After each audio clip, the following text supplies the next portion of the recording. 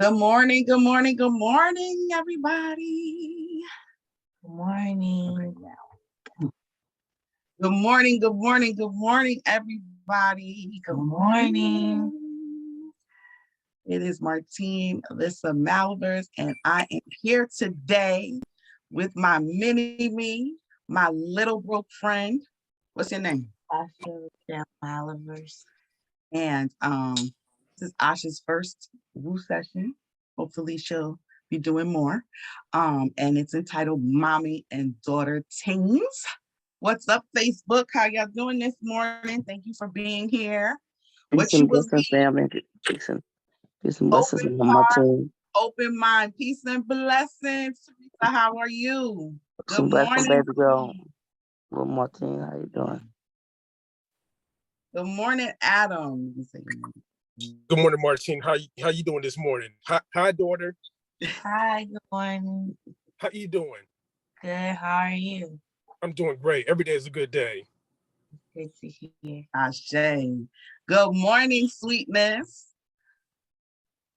Good morning. Helen. Come on, you gotta be loud than that. Nobody hear you. Tell Asha to wake up. She doesn't know where she is. It's wake up, everybody. Come in, guys. Open mind, open heart today. Thank you for coming to the session.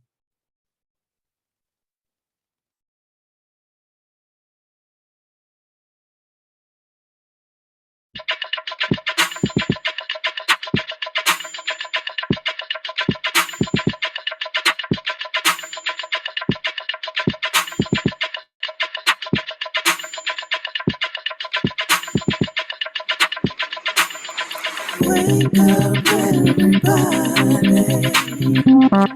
It's time to get up. Wake up, everybody. It's time to get up. Stay woke, stay woke, stay woke. It's time to get up. Stay woke, stay woke, stay woke.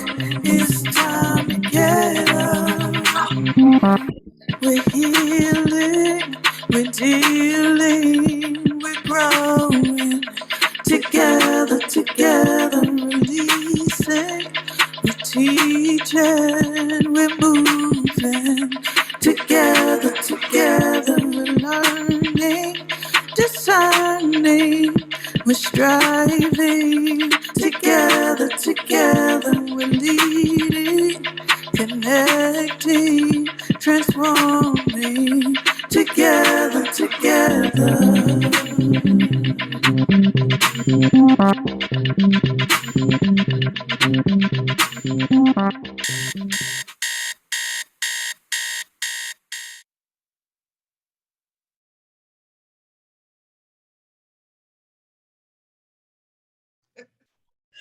Good morning, good morning, good morning.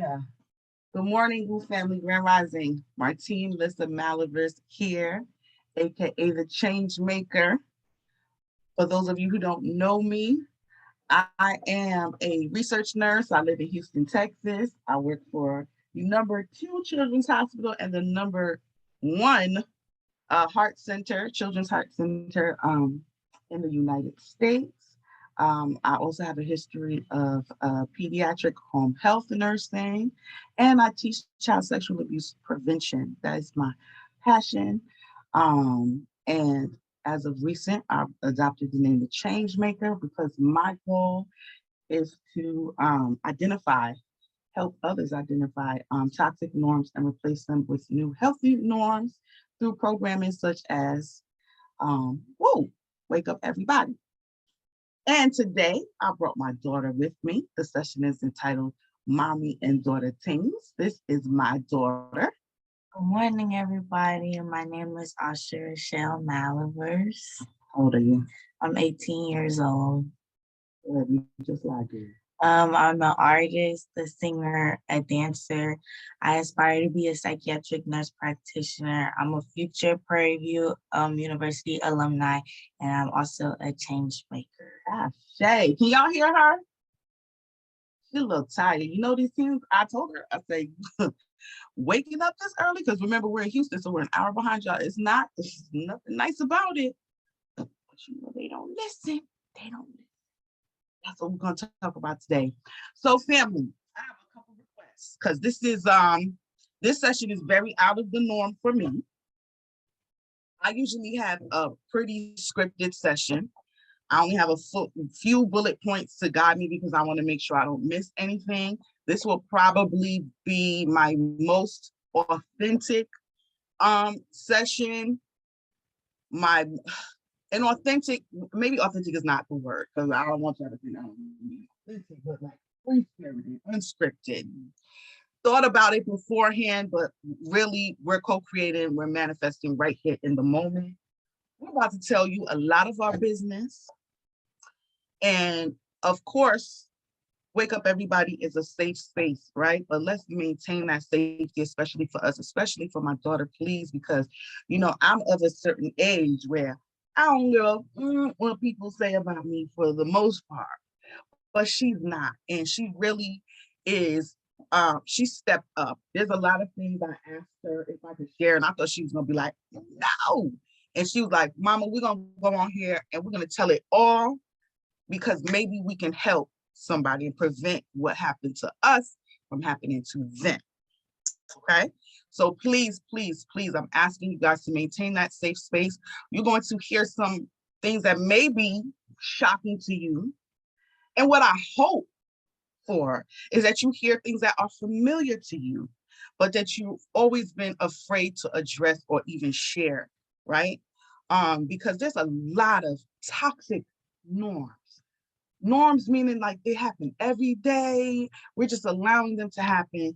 But if they change, they will raise our quality of life. And that is the goal here, okay? Especially when it comes to mother-daughter relationships, bettering them. And I got this idea because of Asha and I's journey up until this point, but also because listening in on Woo sessions, listening to shares, I've heard a lot of things that I felt like I could relate to as far as mother-daughter relationships. And I've always thank you guys for being so transparent and sharing. So let's maintain that today. You have any requests you want to make? Just for everybody to be open and for no judgment-free zone. Judgment-free zone. All right. Thank you, everybody, for your support. All right, let's get started. So, a lot of things that you guys may not know about me. Not yet, Kiyofu. A lot of things you guys may not know about me. I live in Houston, Texas. I've been here about 13, 14 years, but I actually was born in New York, born and raised in New York, in Rockland County, Nyack, New York. And it was a very strange upbringing for me because we were kind of like the poor family who sat right in the midst of a lot of rich people. And growing up poor, Black, foreign in Nyack, New York, it was an experience. It was a little weird. So I had kind of like a warped perception of life, but I was a watcher. And so, of course, in Caribbean style, there was a doctor who had 2 kids. They recruited me to babysit because, you know, rich people, they like to save money. So I think I was about 12 when I started babysitting. And I babysat 2 lovely girls, and they were like a walk in the park. And then there was a single mother. I don't really know what she did, but she was pretty affluent. She owned her own house in Rockland County, and she would always frown on us because she would tell us that my family was bringing the property value down on the block. But she had me to babysit, and she was a single mom now. She wasn't a doctor, and she paid me $1 more per hour than they did and stole me from the other family. And her son, they were Russian. He was what we say bad. I'm talking like this boy brought raccoons into the house. He was like, he would climb the house, like climb the side of the house, and I would come outside and he's up there and I would be afraid to yell so I don't scare him. he put me through it. He put me through it. But those were all good experiences because I became a really good babysitter. And like 12, 13, 14 years old, I was making bank babysitter. I was like in demand because I made them kids, I was good at it.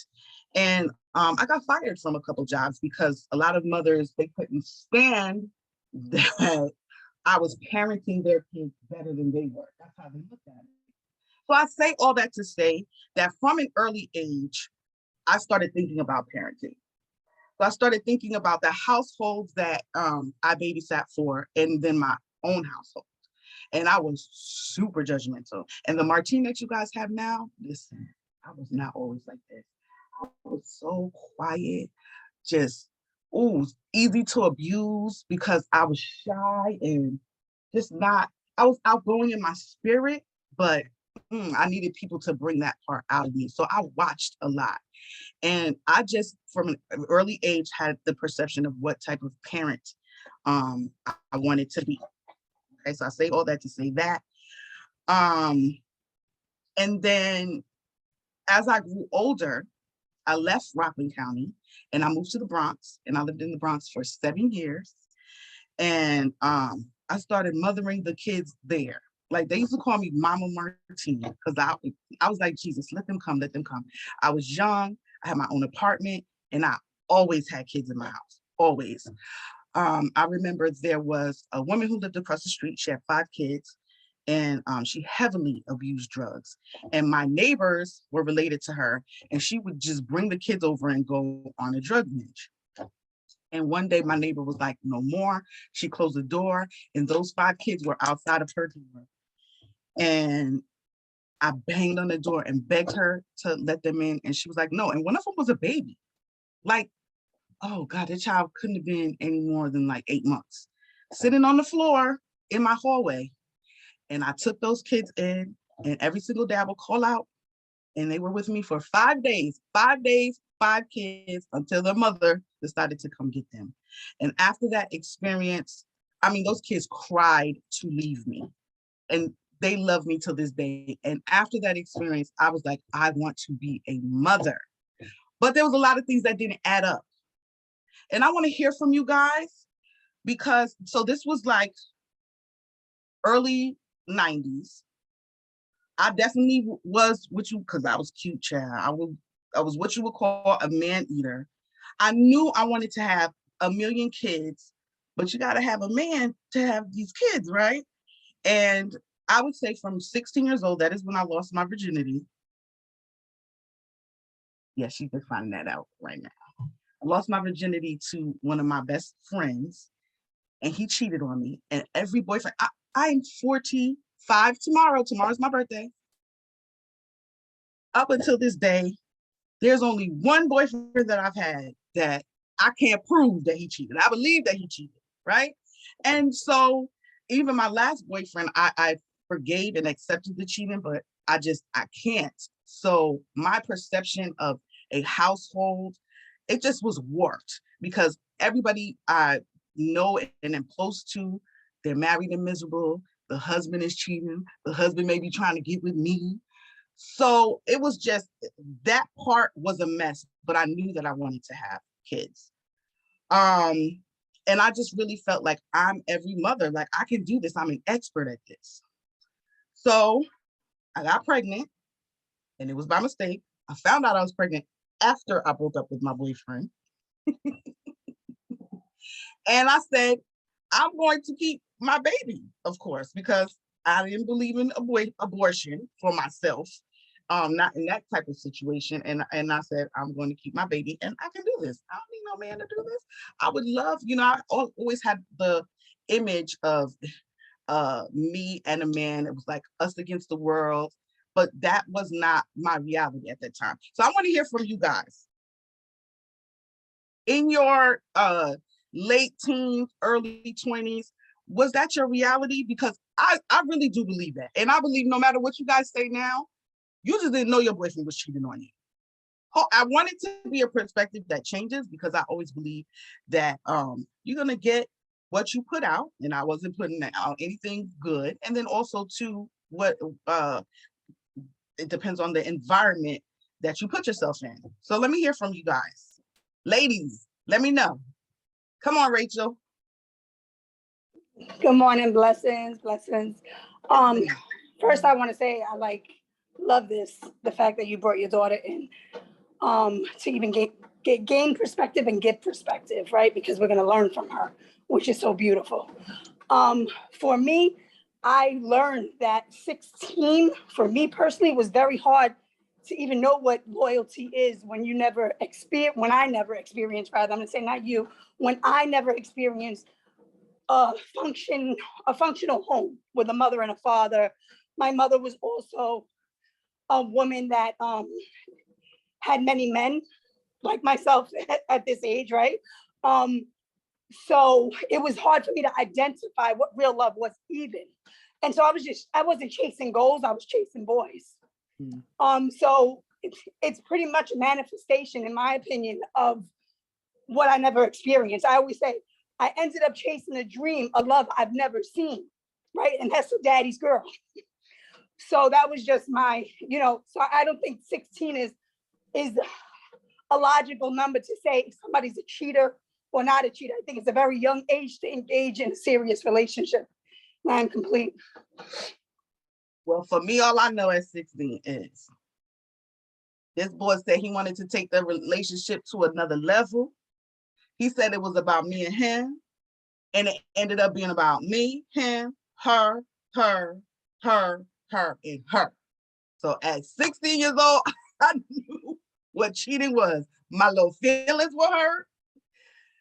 I broke up with him, but we remained friends. And till this day, I look at him like, you took my stuff and you lied to me. So, anybody else? No, come on. Let me hear from you, ladies. Am I alone in this? Can y'all help me out with the I'm chat? here. I'm here. I was just going to say, you're not alone in that phase. I'm actually in San Antonio, and I actually grew up in a dysfunctional home. My mother was on drugs for many years.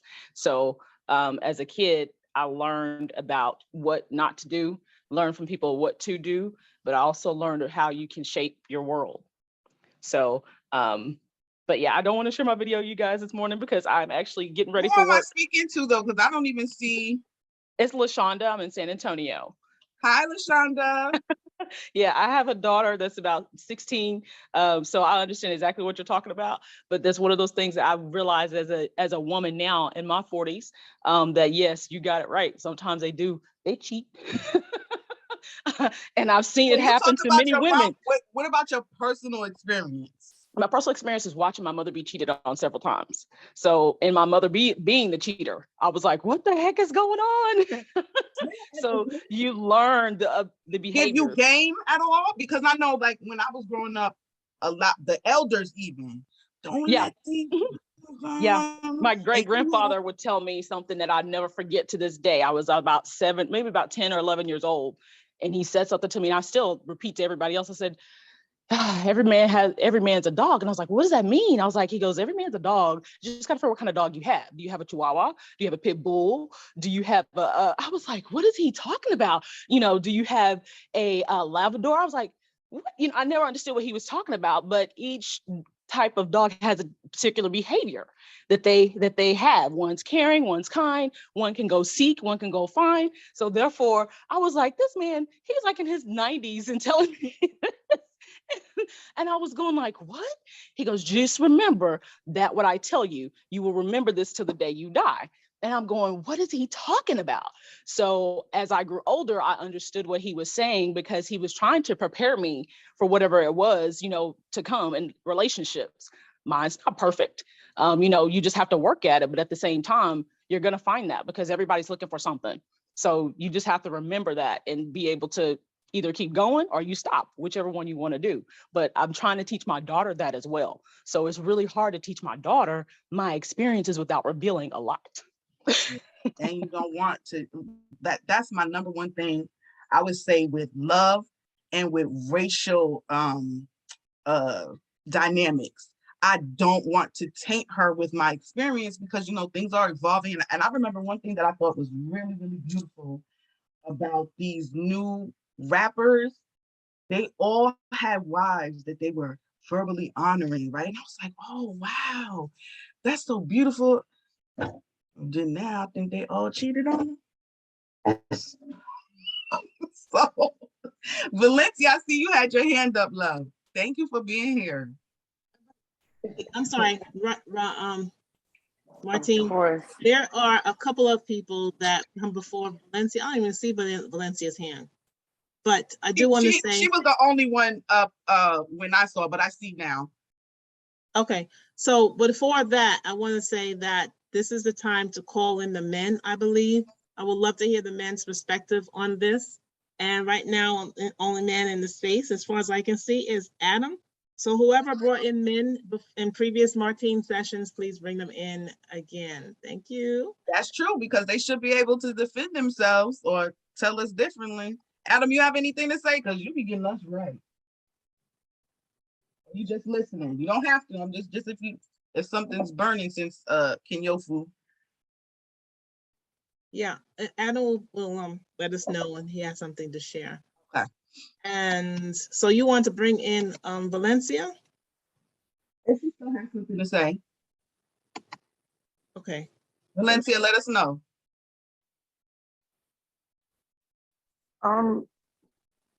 Hey, I'm sorry, guys. I'm cleaning my room and not dressed. But yeah, so I just wanted to share, you know, yeah, that definitely was my reality as well. You know, truth telling, right? So I lost my virginity at 14. So now with me and my daughter, you know, I tried to like pretty much school her or game her, you know, how these boys really would just tell you anything to get what they want out of you. So yeah, that was I mean, I thank God I wasn't, you know, unfortunately I didn't get pregnant early. I got pregnant at 25, but yeah, that was my reality. This, you know, boys were cheating, you know, for me, you know, they told you all the sweet things they wanted to tell you, and then, you know, they were telling them to the next girls also. So they definitely do know, in my opinion, what they're doing. Because if they could tell me they want me, you know, then they could tell the other girls the same thing. So they know exactly what they're doing, and I'm complete. And it's usually not a habit that they break, right? It gets worse and worse and worse. And then society standards for what a man or thriving man is, I mean, again, depending on what environment you're in, actually promotes that. The more women you have, the more of a man that you are. So let me ask you, Valencia, in putting your daughter up on game, right? Because we do want to protect our daughters. Did you ever think about the damage that you could be doing, or did you ever try to bring in like a balance? And No, when I say definitely. damage, I mean like, you know, having her to think that all men cheat and it's hopeless for her, and you know. Oh no, you know what? Thank God for my dad. You know, my parents, they've been married for almost 40 years. So my dad has always, you know, I guess showed me game, you know, on, you know, just to make sure that I stand on my 2 feet and just to recognize what a good man is and what, you know, they're supposed to do for their wives. So I just, you know, I just transfer that same knowledge to my daughter as well. That, you know, if you stay too true to yourself, pretty much what you put out is what you'll get back. You know, and just I don't want her to think that all men are that way or all men are dogs. You know, I definitely want her to have like that balanced life, and not, you know, not to say single motherhood is not okay, but you know that you will want the family dynamic versus, you know, being single. So I definitely taught her what my dad taught me, that not all men cheat. You know, if anything, boys cheat, not men. And I'm complete. Thank you, babe. Helen says there's not a boyfriend I dated who hasn't cheated, proof or no proof. I'm with you. I just wanted that came up across the screen and it resonates with me. E, good morning. That's all I see on the, okay.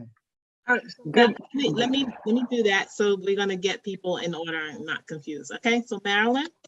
Oh, okay. Oh. Good morning. Hi, Martine. I was missing you. Hey, I girl. love our sessions.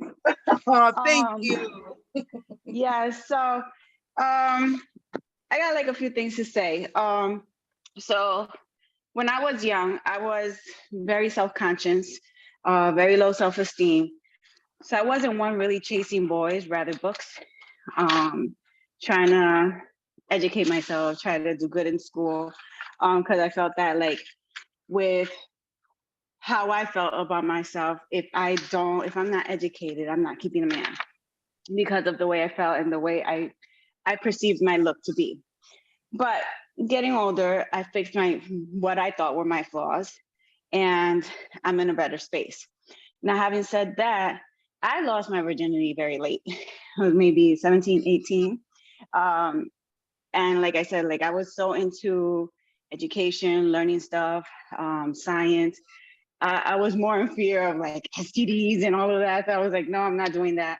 But then also the females that I grew up around, most of them were single moms. And I felt like, you know what? I don't want to get pregnant. I don't want to have kids because I don't want that to be my life. My mom struggled raising us. And even till this day, like I see my brothers, they have kids that some of them don't even live in the same state. And it goes for both men and women. Sometimes it's the man who the woman just ends up leaving and the guy suffers. My husband was one, he has 2 kids of his own. I don't have any yet. And even still to this day, yes, I would love to have a kid. I'm 37. I would love to have one, but I feel like, okay, I'm reaching that age that maybe, I don't know. But again, we live in a world that when I bring a child into this world, I got to think about them and not just myself.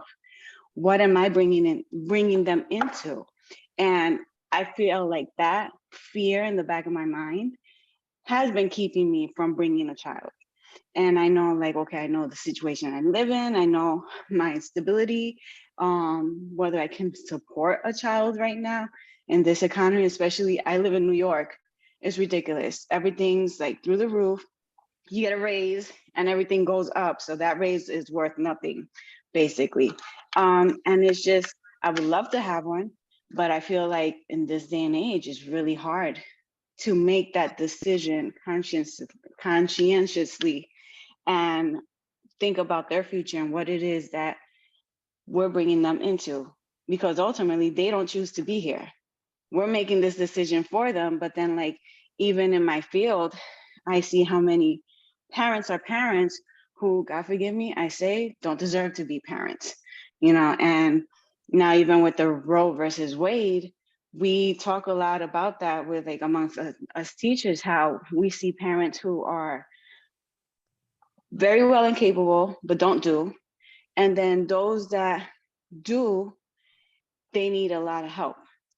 And it's something that I reflect and I think of, and I'm like, oh my God, like, I don't know. And I'm still like tossing there. I'm like, okay, by 40, that's it. If I don't have it by then I have to choose another route, and I am complete. Thank you. And that's really the point that I'm getting at with this, giving you guys the background is, and I'm glad that you're conscious of that, but find some balance, because it's never going to be a perfect world. It's never going to be a perfect world, and we're put here to procreate, right? But yeah, what environment are we bringing these kids into? Now, I'm seeing some stuff come on the comments, and I thought about it too, in the sense that of other people's perceptions. So you said, and even though I agree with you, it kind of took me by surprise. I expected you to say way later, because you said, I lost my virginity late. I was in 17, 18, right?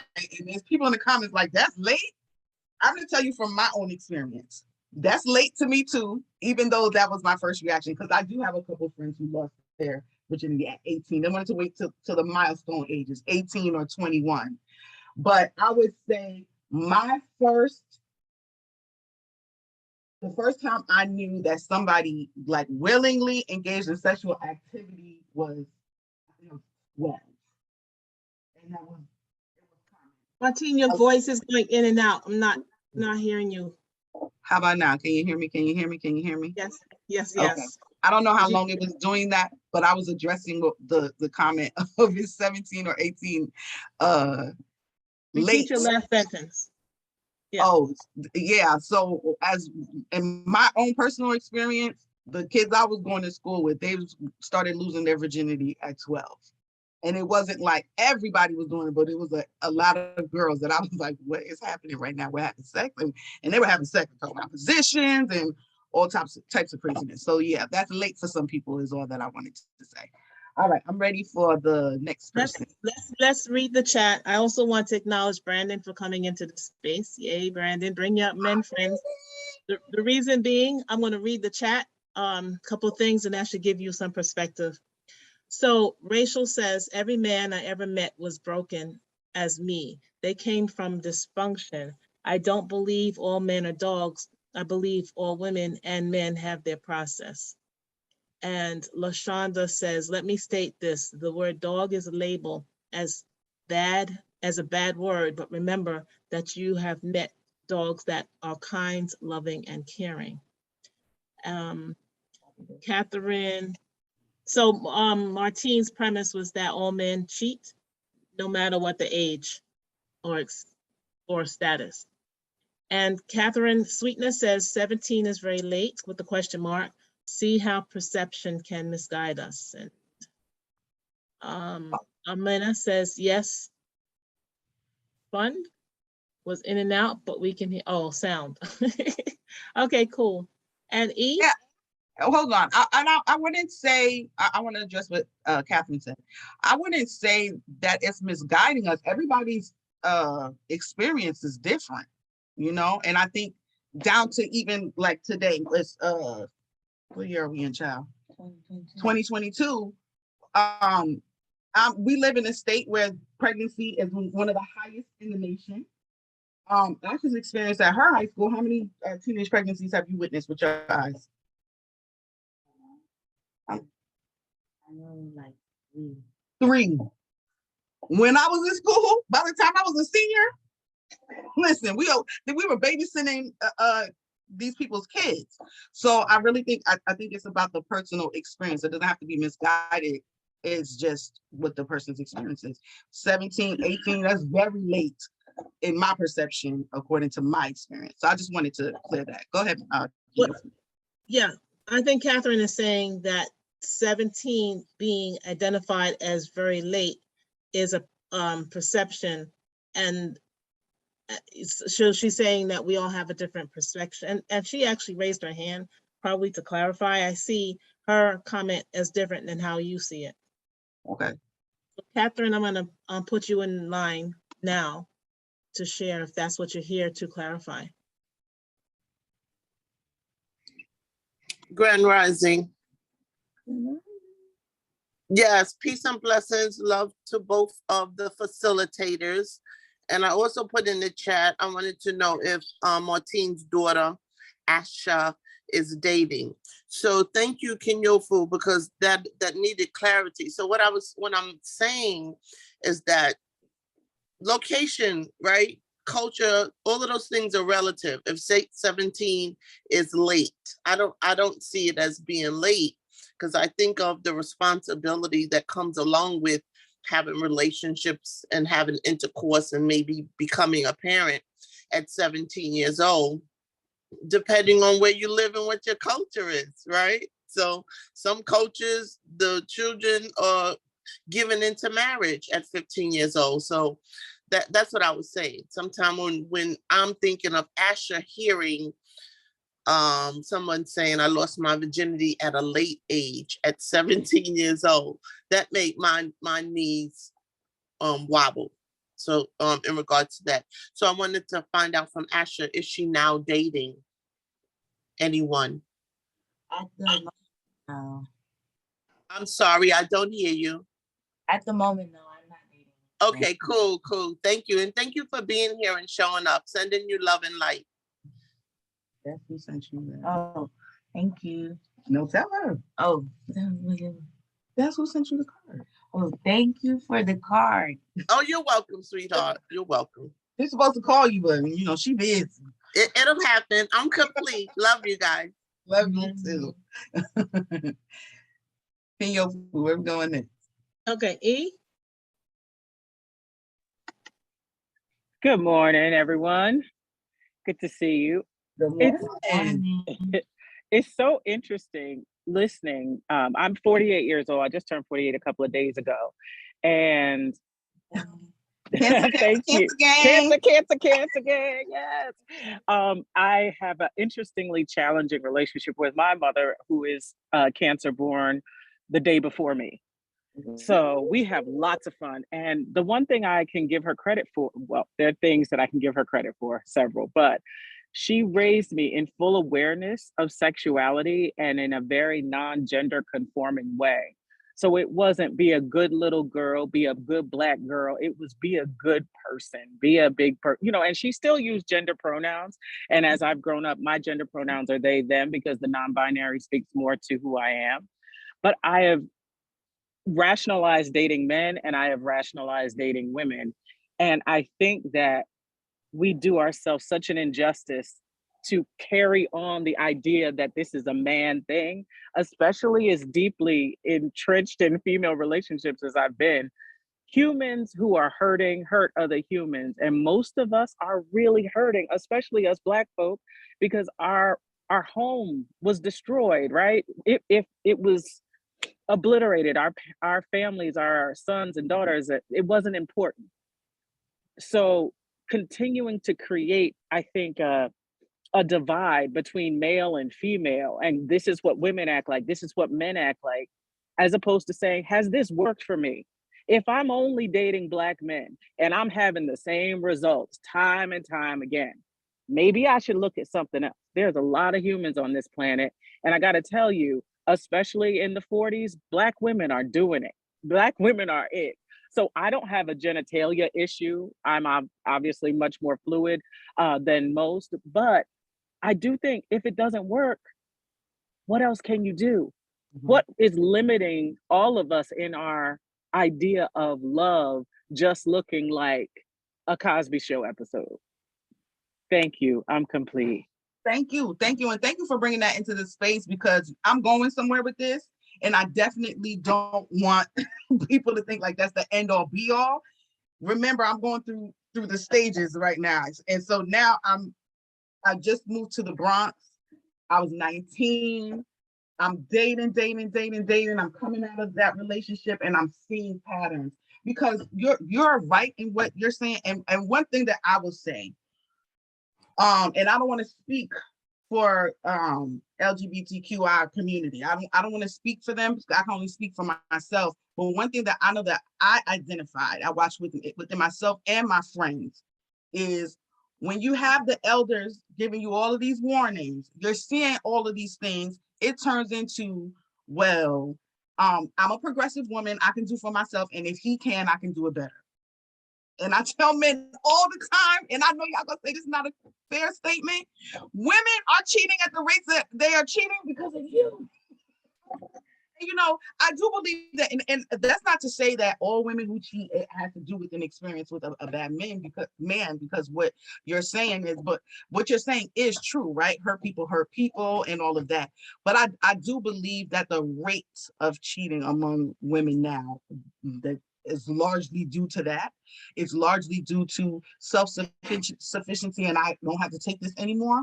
But guess what, y'all? That's a session for another day. And let's talk about that, because I like your perspective, and that's something too that I do want to address. But let's not go too far off topic, because that's not what this is about. So I'm merely saying that this was my perspective back then. It is my perspective now, because it's still my experience. I haven't seen anything different. But like you said, E, it is. I do believe it's because of what I'm exposed to, where I'm at mentally, attracting what I'm giving out, and not aligning myself with people who are where I want to be, or the changes that I want to make in my life. I'm going to be complete with that. And who's next? I see Omena, but can Yes. you know you? Yes, I'm going to call on Omena. Let me read the chat first. So Catherine Sweetness says, I cheated on all significant others. That is how we get down. E says, I wonder, and she spoke just a few minutes ago, I wonder if the gender-based behavioral analysis is truly helpful or more of a crutch or excuse. The gender-based designations seem to separate more than unite. Terry just Googled, she says the average age for men to lose their virginity is 16.9, and the average age for women is 17.2 years old. Helen says, who was, okay, the last person to speak was Helen. And Omena, whose hand is up, she's in the chat, she says, Terry, those numbers sound about right for my culture. Scrolling down, Adam asks, where are we getting this dissatisfaction and the cheating accusations come from? I'm thinking that this is from experience and stories told. And okay, Omena. Yeah, I'm actually bringing it back to the original. Omena, hold on 1 second. 1 second, please. I just have a question for Catherine. What she said in the chat, I think, and correct me if I'm wrong, but that's how we get down. I So, wanted to ask for clarity. Yes. So in relation to not, when I said we, I was not lumping you into female group, but I was saying that in regards to my location of where I grew up. That's just how, you know, how it went down. You dated people who dated other people, right? So if you were to accuse them, all men, of cheating, and if I was with a man, he was cheating, then I had time to step out as well. So that was my location as far as my heart, my mind, and it was okay for me because I really felt, and I'm saying this for the benefit of Asha, you know, I really felt that if I gave my all to somebody, what I called my all to somebody, and I had extra time, that someone else could get some as well. And I'm not just talking about taking my clothes off. I'm talking about spending time with somebody, having a relationship with somebody enjoying my company. So when I look back, and I've looked back on several times because I'm writing a book, all my relationships, I had time for other people. And that's the way I spent my time. Because you know why, Asha? Because I just didn't want to be lonely. All right. So that's what I'm saying. Thank you for that clarity. And I agree with you too. And I only asked you to clarify because I do sometimes feel that it's a cultural thing now. So I just wanted to know if that was your perspective too. And y'all can continue putting in the chat what you think about that. Okay, I'm sorry, Omena. Good morning.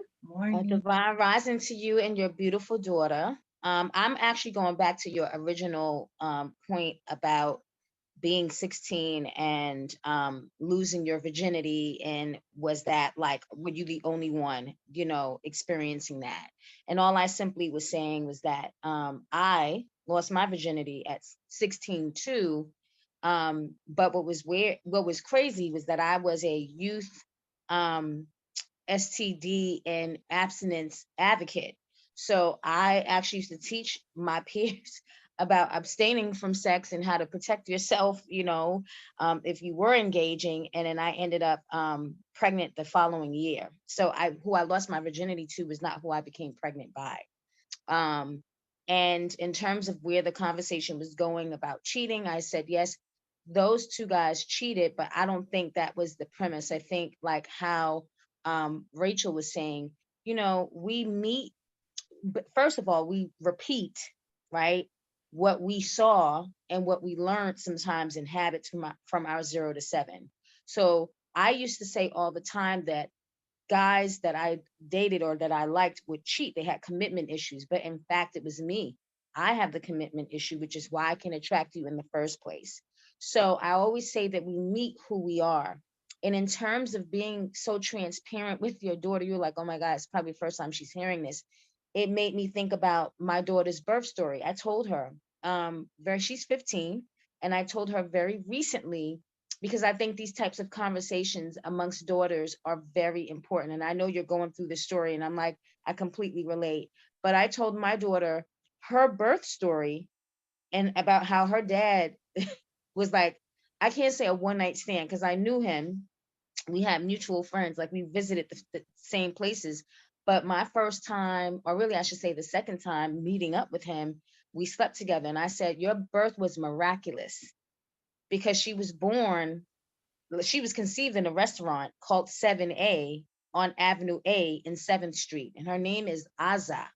So your daughter is Asha, my daughter is Aza, and her name starts with an A, ends with an A, and she was born 7 pounds, 7 ounces. So I said, I heard somebody say that our children don't choose to be here, but souls absolutely do choose to be here, because her birth and the fact of how she was conceived and what was going on and where my mind was, I was like, girl, I was very depressed. I had lost a baby before you. I had so many miscarriages. Like, she knew everything. I explained, and she was about 14.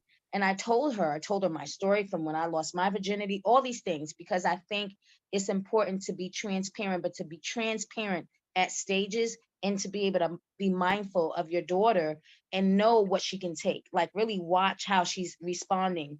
But I wanted to tell her that because I wanted her to know two things. One, as we're going through this journey, mother and daughter, it's very important for you to not feel embarrassed by or think you might be the only person going through something, because there are many people experiencing many different things.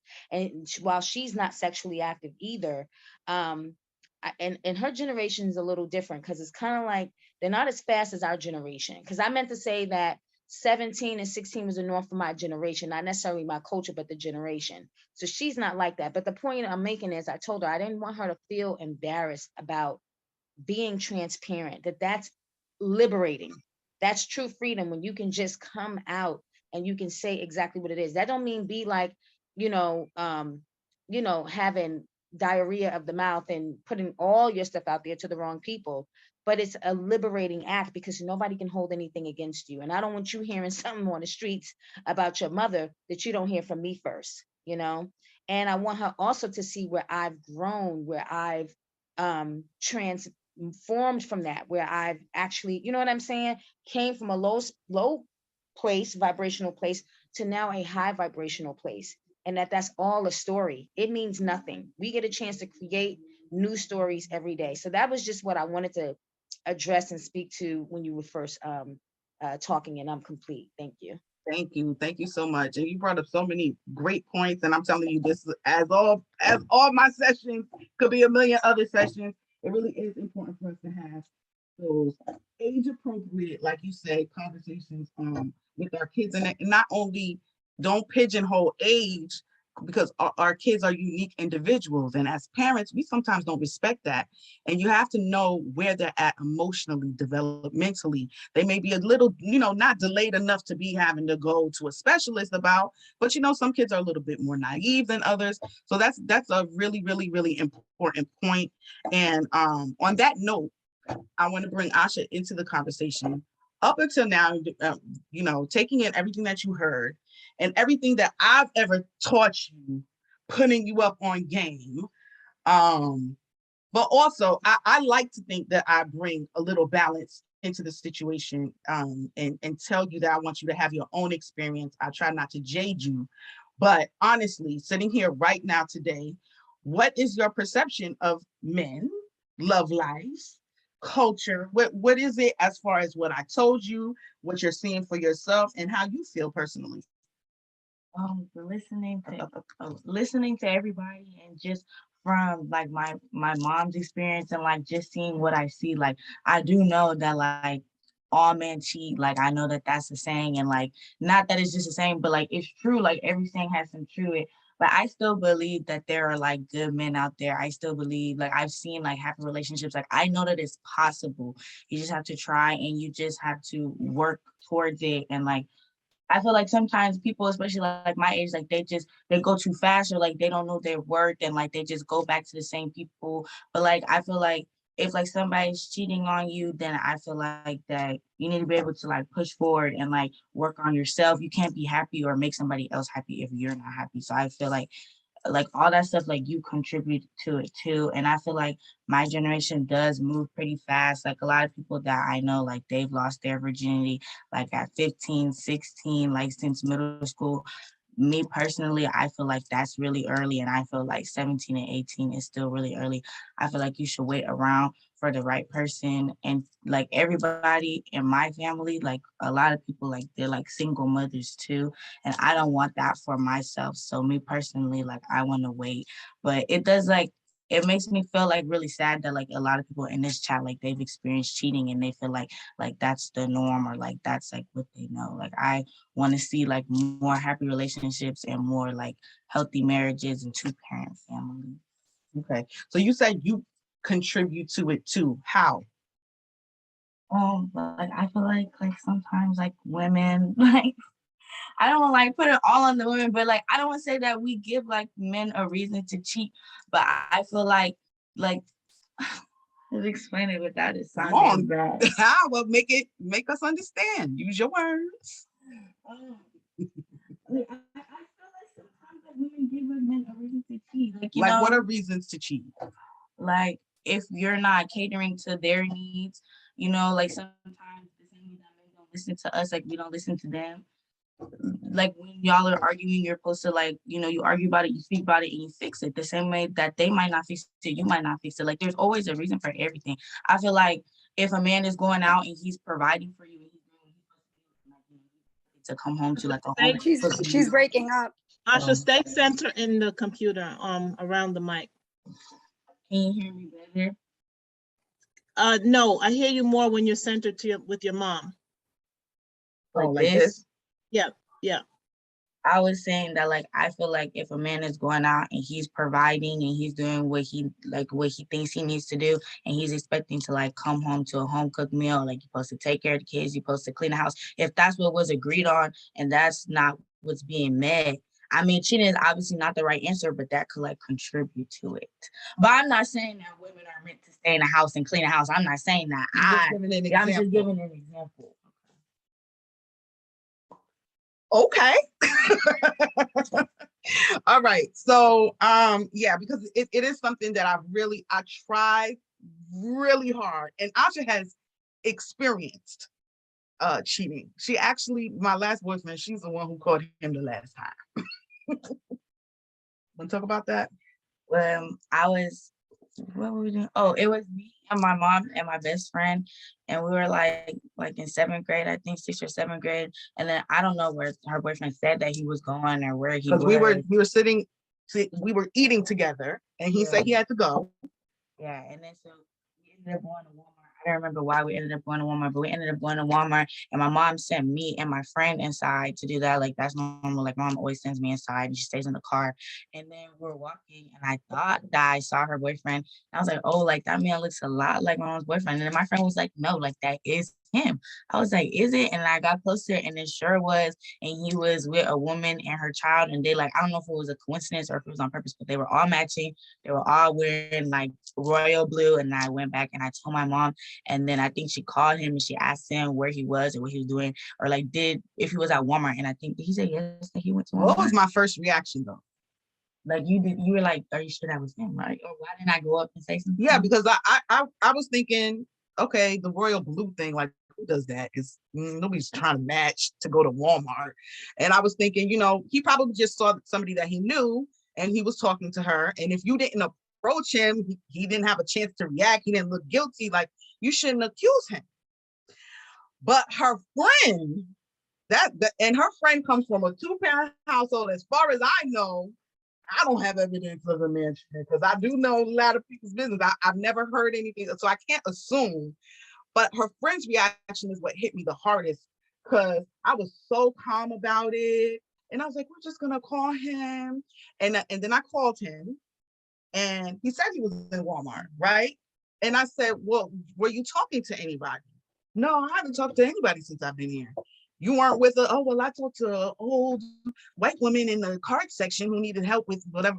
No, you weren't talking to a black woman who had a child, and he kept denying it. So I was like, man. But I was trying to play it cool. And her friend, you're not gonna go in there? You believe him? Like she was so aggressive. How old were you guys? So even her perception at that tender age, it was like, lady, get up and get this man. He's lying to you. He's clearly in there with somebody else, and you need to handle this. I see a hand. Kenyofu. It's 7:55, Martine. Oh, is it? Oh. Okay, before we get to you, Veronica, it is 7:55 community. Thank you so much for being with me. If you have to leave, we have not even touched the surface yet, so hopefully you can stay. But if not, you can get, if you don't have access to the Facebook group, you get all the links that they're about to drop in the chat, because you can log on to Facebook and watch the playback. So have a good day if you have to leave. Thank you so much for being here. And as usual, beefy, juicy conversation. We can't even get to where we're going. Hello. Good morning. Good morning. This was such an interesting conversation. And so I am a Cancer. I'm going to be 67 next week. And yeah. And my mother sent me to Trinidad when I was 9, and I stayed till I was 14. And it was like everybody was somebody's mistress in the community that I grew up in. And a lot, like next door to us, they were like our family. And the mother had 5 children from maybe 3 different men. But one of the men was a minister in the government. And he was happily married in another town. And religiously every Friday, he came and took care of his children and his mistress.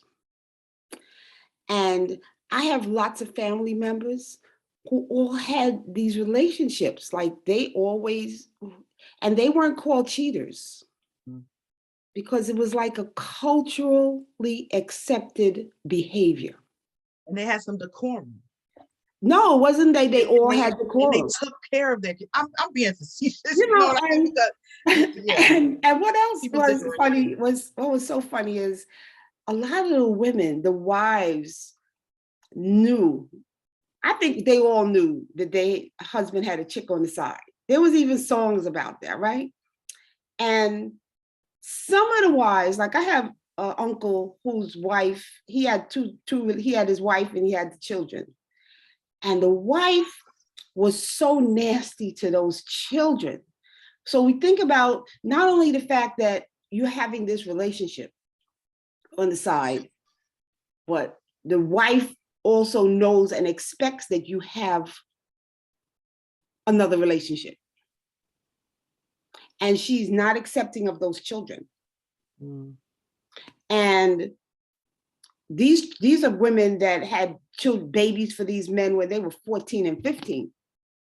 I'm 67 and I was like, that was 50 years ago that this thing was happening. This is not something that's new. And it's like, it's something that's ingrained in I don't know if it's in our DNA that it's accepted behavior, and it's on both parts. Like men do it, but women, we were trained to accept it. So I'm listening to the conversation. Doesn't, and then the thing about, us having to wait until we're 17, girl, everywhere in this universe, I don't know, all I know is about Black people because I'm Black. But if children were molested, then they got the propensity to feel, and you've talked about this, like, they didn't have sex because they had sex young, but sometimes they had sex because the feeling was real. We felt it. We had these feelings and we wanted to have the feeling again. And then, it happened. But I see that we're living in a culture. We're Black people, and maybe we're supposed to have, men are supposed to have many wives. Maybe. And what the only thing I say to that is, I made my comment because some people do, and I even look at it differently. Let's just be real. I think it's different if you make a decision to have a certain type of arrangement, whether it's silent, cultural, it's different than somebody lying to you. Yes. And I think that's what it is, because then women take on this attitude, and that's what I'm getting at, So basically my point in all of this, because I'm supposed to be like at my 10th bullet point right now. But all of the men were lying. They were all lying. They were going home to their wives, but they were taking care of their mistresses and their wives. If their wives asked them, do you have a woman out there? And they would say no. I thought you were saying that. Oh, okay, I see. So it was part of their behavior to always be in denial. Okay. Oh, I didn't get that part. Yes, I didn't get maybe it's because I also know about cultures where, even though the women don't like it, And some of them, you know, you have polygamy and all that too, but even if they don't like it, they accept it. They accept it. And some of them too, they kind of flip from what you were saying. Yeah. They don't mess with the wife, but the kids can come over. They'll have all the man's kids and stuff like that. I mean, there's a lot of dynamics to this. But the point I'm making is my environment, I'm talking about me, myself, my mental state, my emotional state. It was not conducive to having a child, especially having a child as a single mother. Because I found out I was pregnant after I broke up with Asha's father. And I knew that's not somebody I wanted to be with, but I was going to keep my baby. And I think that that's something that society does not put enough bank on, because of, from a lot of your shares, you talked about, like Marilyn talked about, the parents who are undeserving, you know, and that, I hate to even I understand, I hate to even use those terms, because there's just so many dynamics. Like, if we took away, stripped all of our intelligence and the advancement, all we have is procreation. That's what we're here for. If we didn't know anything else, we know how to make a baby, right? So that's always going to happen. And I just think that we need to put more focus and pour into our girls and teach them, and the men that they choose, that kind of give them a perspective for creating the right environment in which to have a child. Because if you're having a child and you have all of this chip on your shoulder, your mental health is not together, your emotional health is not together, that's going to come through the child. That's going to come through the child just spiritually, right? Now you have the baby and they're growing up in that environment and what they're seeing. And these are things that I didn't think of, because all I knew is I know how to be a good mother because I've raised other people's kids better than they raised their kids. And so that was my point. This is what Asha was born into. So now, no father figure. I really wasn't the type of person who dated a lot of men or exposed her to a lot of men. She was very nosy from a very young age. This kid was brilliant. Okay. She was talking at 2, reading at 3. And ever since she was a child, one thing that they complimented me and faulted me for was like, your child is so intelligent and you don't treat her like a child, in the sense of, I treated her like a child, don't get me wrong. It wasn't like grown, you know, what people call grown, but I communicated with her and she was able to express herself really, really well. And the one thing people always said about Asha is, this child done bamboozled me into a conversation I shouldn't be having with her because I forgot she's 5 years old. Because she was very inquisitive, and there's certain things that she would ask me, I'd be like, go down somewhere. And if she didn't get the answer from me, she would go to you for it. And then you'd be like, what am I talking about with the 5-year-old? So I also felt, you know, I was creating, I didn't take into account the environment she was born into, what she was being exposed to. All I took into account is what I was pouring into her. And I was very conscious of what I was pouring into her because, again, I was criticizing my parents. I was criticizing the parents of the kids who I babysat. And I was very conscious about how I raised Asha. And she will tell you now, her friends' parents, they call me extra because I always put a little extra into my child. But another thing that she would tell you is, I know more about her friends than their parents know, because I'm that mom. I sit and I talk to them. I let them express themselves. I give them, okay, you're going to get a pass. You can cuss. You can tell me and I won't say anything. I won't yell at you. We have those conversations. That was very, very important to me. And then I got so many compliments about Asha. And through her formative years, she was the golden child. I mean, they wouldn't even, if Asha did something bad at school, I would literally have to pull her out of school that day because they would be sending her in the other classroom and giving her candy. And I'm like, how is this a punishment? But she's not going to learn because they loved her so much. But there was a transition when she went to high school. So that's the next thing that I want to get into so I can get halfway into a presentation.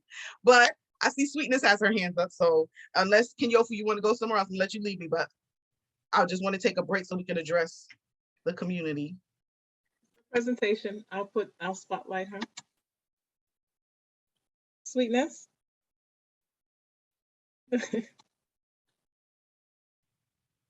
Oh, yes, you're calling on me.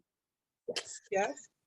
Oh, wow. So much has happened since I raised my hand. My son came in the house and I asked him, was he available to engage? And that led to some things. So anyway, I wanted to share and respond to, not respond, however, I had some feelings that came up when Miss Veronica was sharing. And I've shared my story before, and I think this is part of who I am as far as giving birth to my oldest son, my first child, when I was 15 years old.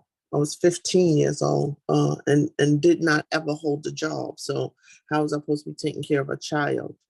And in regards to my father stepping outside of the marriage with my mother, and then that child being allowed to come into the home, like, and play with us. So I really didn't understand that kind of craziness. And like, no, and like it was shared, like if my mother didn't feel she could rebel against that, then how would she treat the child?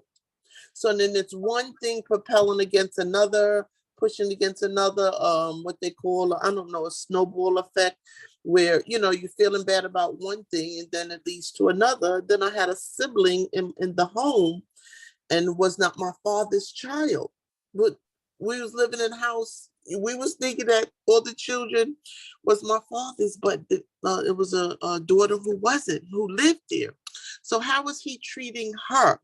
Because there's a lot of things that came up in her life that manifested. So, you know, when we talk about our behavior and stepping out of a relationship and doing things without the consent of another, the impact that it has on the children is, I don't know, phenomenal is coming to my mind, but it's outrageous.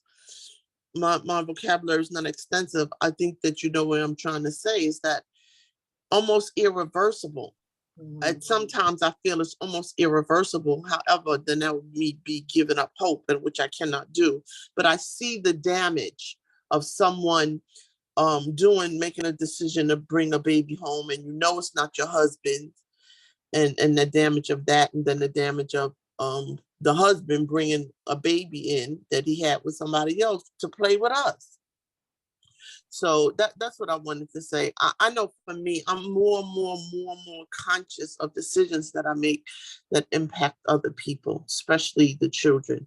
And another thing before you hang up, I know this is not about the children. However, Asha, I was in the supermarket and I saw this couple. The girl was on the phone going through self-checkout. The boy was there with his pants half down, not helping her with the bags or anything. And I couldn't keep my mouth closed. I said, oh, why don't you just put your hands in your pocket? She don't need no help because she had 3 bags, right? And he's looking at me all clueless. And I'm saying, that is behavior that she's training him to do. Or behavior that she has accepted. Let me go ahead and mind my business, which I think that is my business. However, I don't want to get really off track because we're already over time. Yes. That's Martine's way to be over time. That ain't mine. But anyway, that's what I wanted to share, is that I'm real conscious. I am with the youth out in my community. I seem to not be able to take a blind eye to it.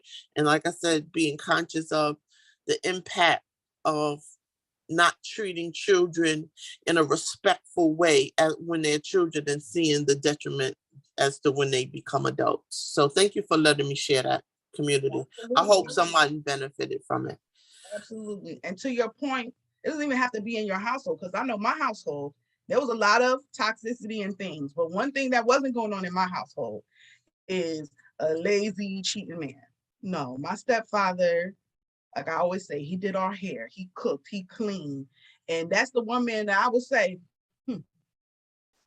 leave this earth. And I didn't find out who you cheated on my mama with, because he's just upstanding, model citizen in so many regards. And he did not do that. I didn't suffer that within my household. But my perspective is built a lot on other people's household. And I look at my household as exceptional. My dad wasn't cheating as far as I know, but everybody else's dad was.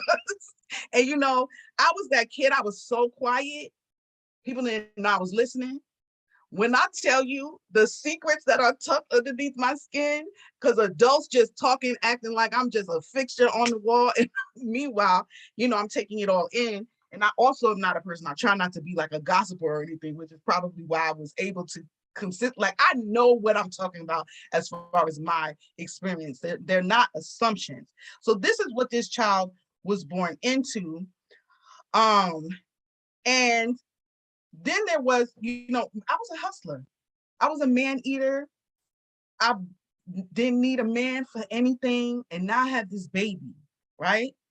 And I went into this thinking, I'm every mother. This baby is going to go by my rules. And everybody told me, you sleep when that baby sleeps. This baby runs you, right? And I'm like, what? I done made it this far, right? My relationship with men it was horrible. Not only men that I dated, but other men who betrayed me, and, men in my family.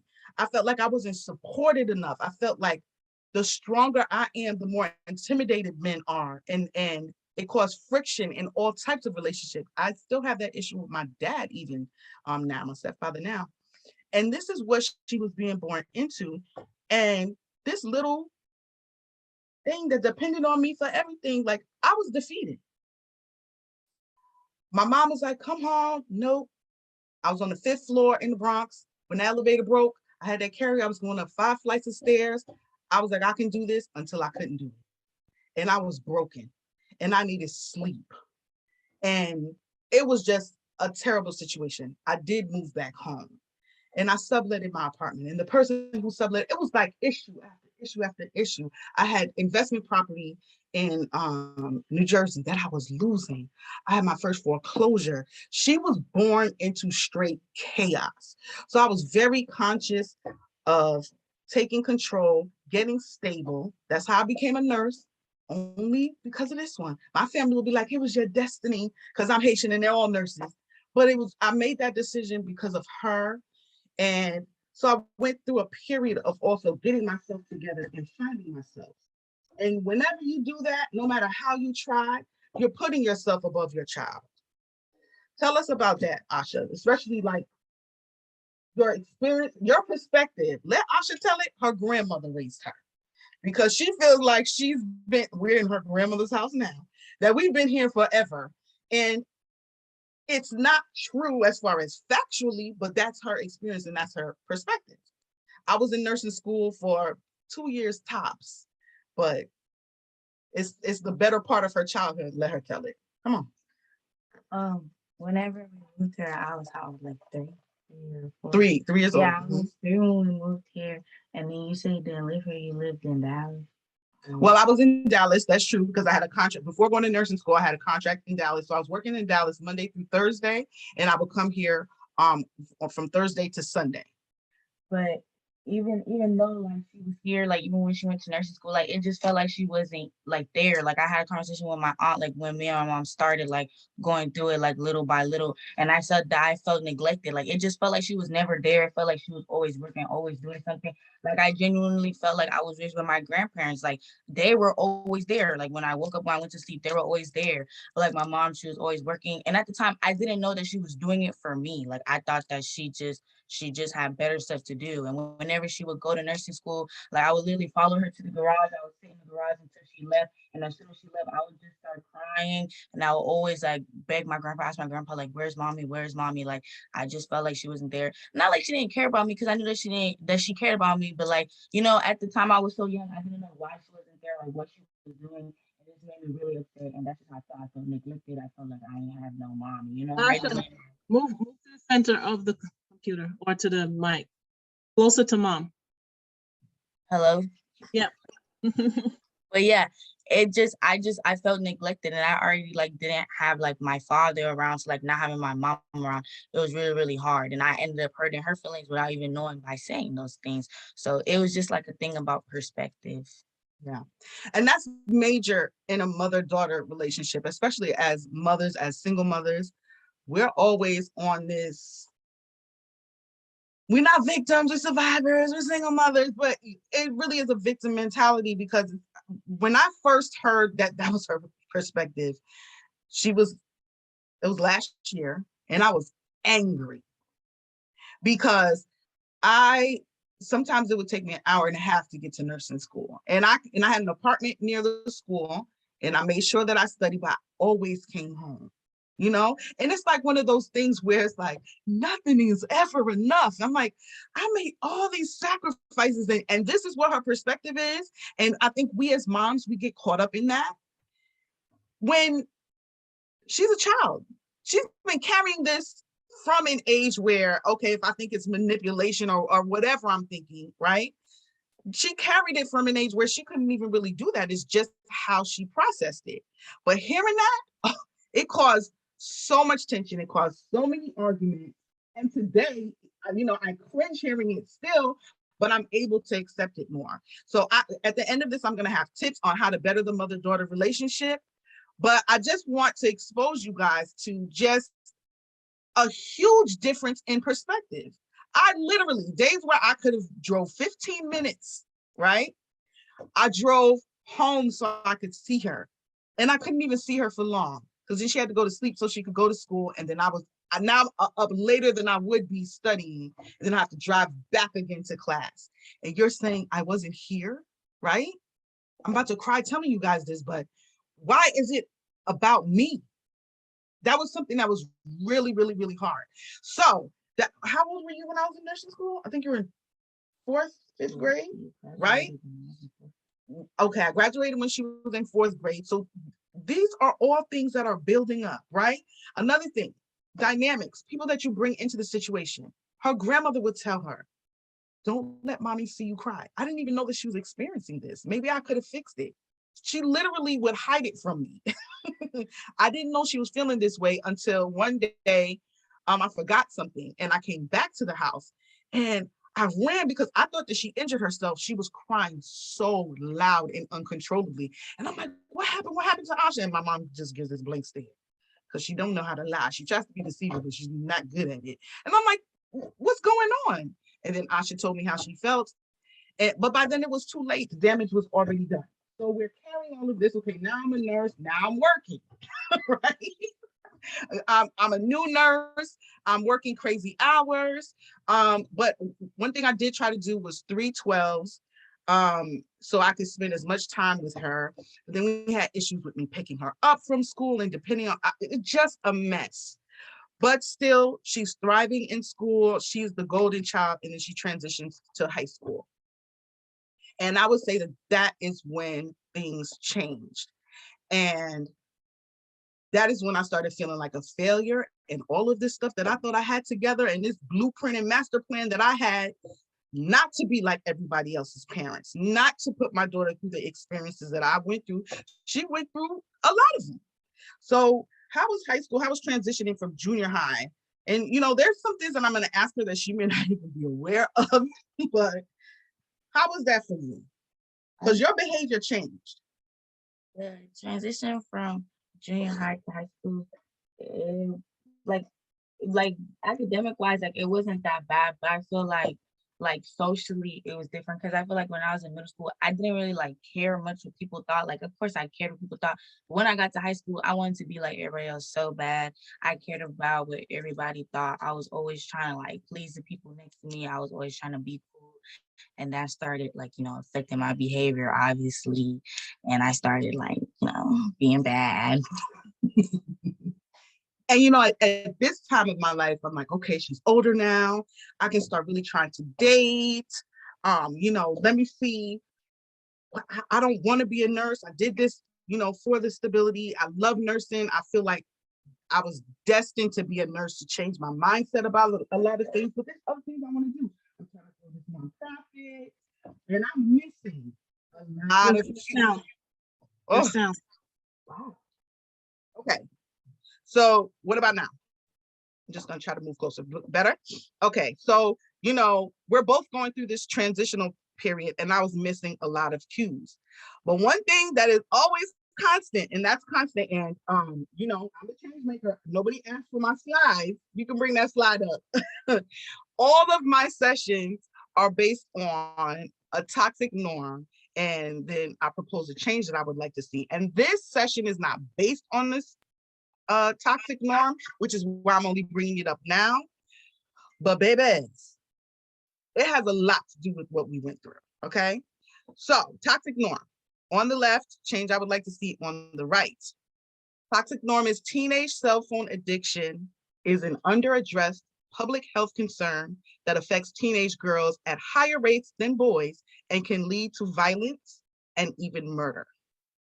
The change I would like to see, parental awareness of the broader issue, as well as awareness of their children's cell phone activity and attachment levels, parent accountability, and an initiative to educate and implement preventative measures.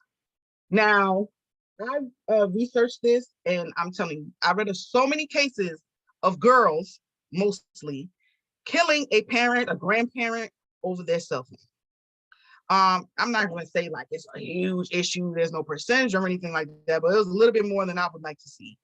And parental accountability, the parents just did not know how bad the situation was. And a lot of the times, even with younger kids, we use screen time as distractions and things like that. And I just feel like cell phone addiction is not taken seriously enough. And cell phone addiction literally almost tore my relationship up with my daughter, because you have all of this going on, and then just the dynamic of this cell phone, social media. And think about it, cell phones are used for more than just communicating with each other. Whereas I had to go look something up in the library or an encyclopedia, because my mom always updated our encyclopedias. They have to go on the internet. They're dependent on these phones. They use them in schools. Can you bring up the next slide, Kinyofu? This is just a picture collage that I made of our journey.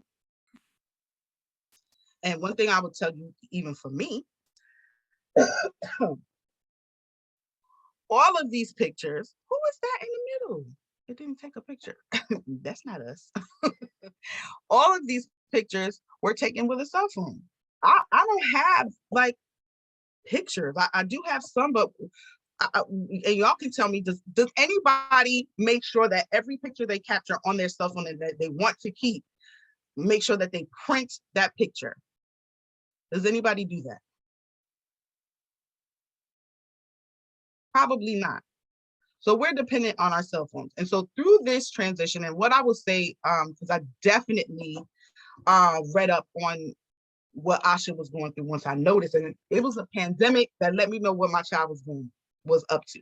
Because I do phone checks, periodic, random, give me your phone, and the eyes get this big, oh, shoot, I know I should have deleted that picture or that video or whatever, and we talk about it. And I would say her first 2 years of high school, I didn't do that enough. And it's not until what prompted me to look into your phone. She got in trouble for something. And I went through that phone and I was like, who is this child? So, oh, can I tell that? About outside? No. Okay, I won't give details. No. You sure? Expose yourself to expand yourself. Okay. Another thing about me, y'all know me. I'm big on talking to these kids about sex. I've always talked to my child about sex. Since she was little, because I remember in first grade, the word sex was introduced to her by some other child who came in, and she was writing it in her notebook, and she was always very, very interested in it. And I feel like Asha, just like how I was, it just is a sexual being. And I didn't know about her really talking to anybody seriously, but she would tell me about this boy. And then she told me that she wanted to meet him. So I was like, oh, okay. So one day he was supposed to come over, and I can't remember what happened. To my knowledge, he wasn't over. I was doing Be the Tree. I was in my cluster on my cluster call, and I just had this feeling. I can't explain it. And mothers say this all the time. Where they get that feeling. I had a feeling that something was not right. And so I called out for her, and she didn't answer.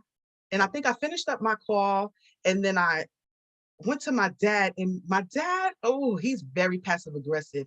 And he was like, Asha's outside with one of her friends. And the way he said it, till this day, he swears he didn't know anything, and it could have just been, intuition for him too.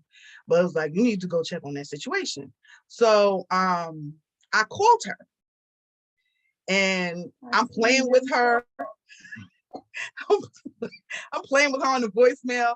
I'm like, oh, your little boyfriend came over and you didn't come get me. And I'm all jolly going to the car because everybody knows I'm a bully and a harasser. So I'm in my mind, I'm thinking about how I'm going to threaten his life and all this stuff. And the windows are tinted. Like, them tints was as black as the paint on the car. So I go around, I was going to go around to her side. So let me go around to the driver's side and mess with this boy. And I go, and so now I'm trying to see in the car, and I'm like, okay, he's not in his seat. Did they leave the car? Where they at? And I look a little further. He in the passenger seat with her. Crocs in the air, y'all.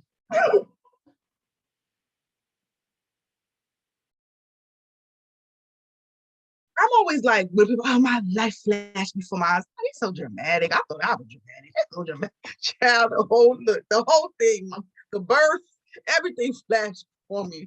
I didn't know what to do. So I called my sister. And I was like, Nadine, y'all know I'm gonna give it to you real, right? Asha in this car, fucking tell me what to do. And she's like, break the window. And I call her father figure. He's an ex-boyfriend of mine. That's a session for another day. And he's like, put me on speaker and open the door or whatever. And in my heart, I'm like, this is not because I told you, I prepared myself for this moment since I was 12. I know what to do. Why am I even seeking advice from anybody else? But as long as I'm taking to get all this advice, my concern is, because I can't really tell if you're having sex, as her mother, I need to preserve her virginity.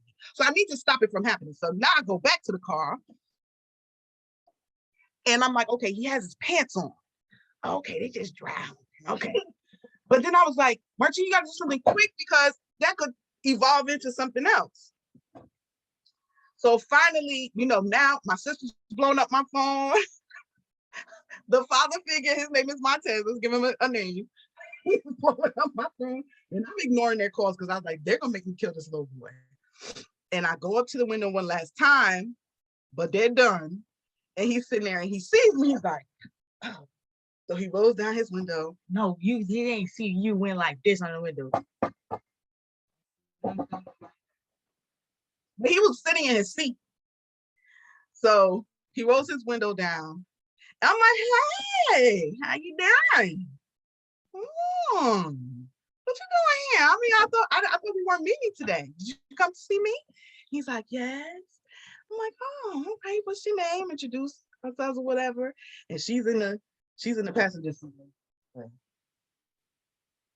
And I said, what y'all in here doing? Oh, we just talking. This one, because that boy was ready to tell it all. His spirit said, I cannot lie to this woman. She knows everything. Is just better for me to tell the truth. But this one, she jumps in. Oh, we don't know. We're just talking. And he's like, I said, really? I said, sir, what language are y'all speaking? He's like, what do you mean? I said, are you speaking sign language? And he was like, oh. And I looked at him and I said, look at here. And it took everything. Because look, his little pants like this. It took everything for me not to wear the little thing and pull him through the window, y'all. But let me tell you something. Dealing with me for the next 18 years ain't gonna be nothing nice. I need you to choose well, all right? Don't get my daughter pregnant. And he was like, yes, ma'am. And I walked away. And I left him in the car. What happened? He was like, to meet you. And Asha, did you hear her? No. He said that that's not how he wanted to meet her. And then I was like, I'm gonna be in trouble. Like, we never gonna talk again. I'm gonna have no phone. Like, I'm like, my mom be taking my phone for months and months and months. Like, it's dead. Like, it's dead. But then whenever I went back inside, like you just talked to me. Like I didn't get in trouble. I didn't get yelled at. You just talked to me and you just told me like not to be fast and all that stuff. You asked me like, was I thinking about having sex or were we going to and stuff like that. It's very refreshing. It was very refreshing because I'm the better parent, right?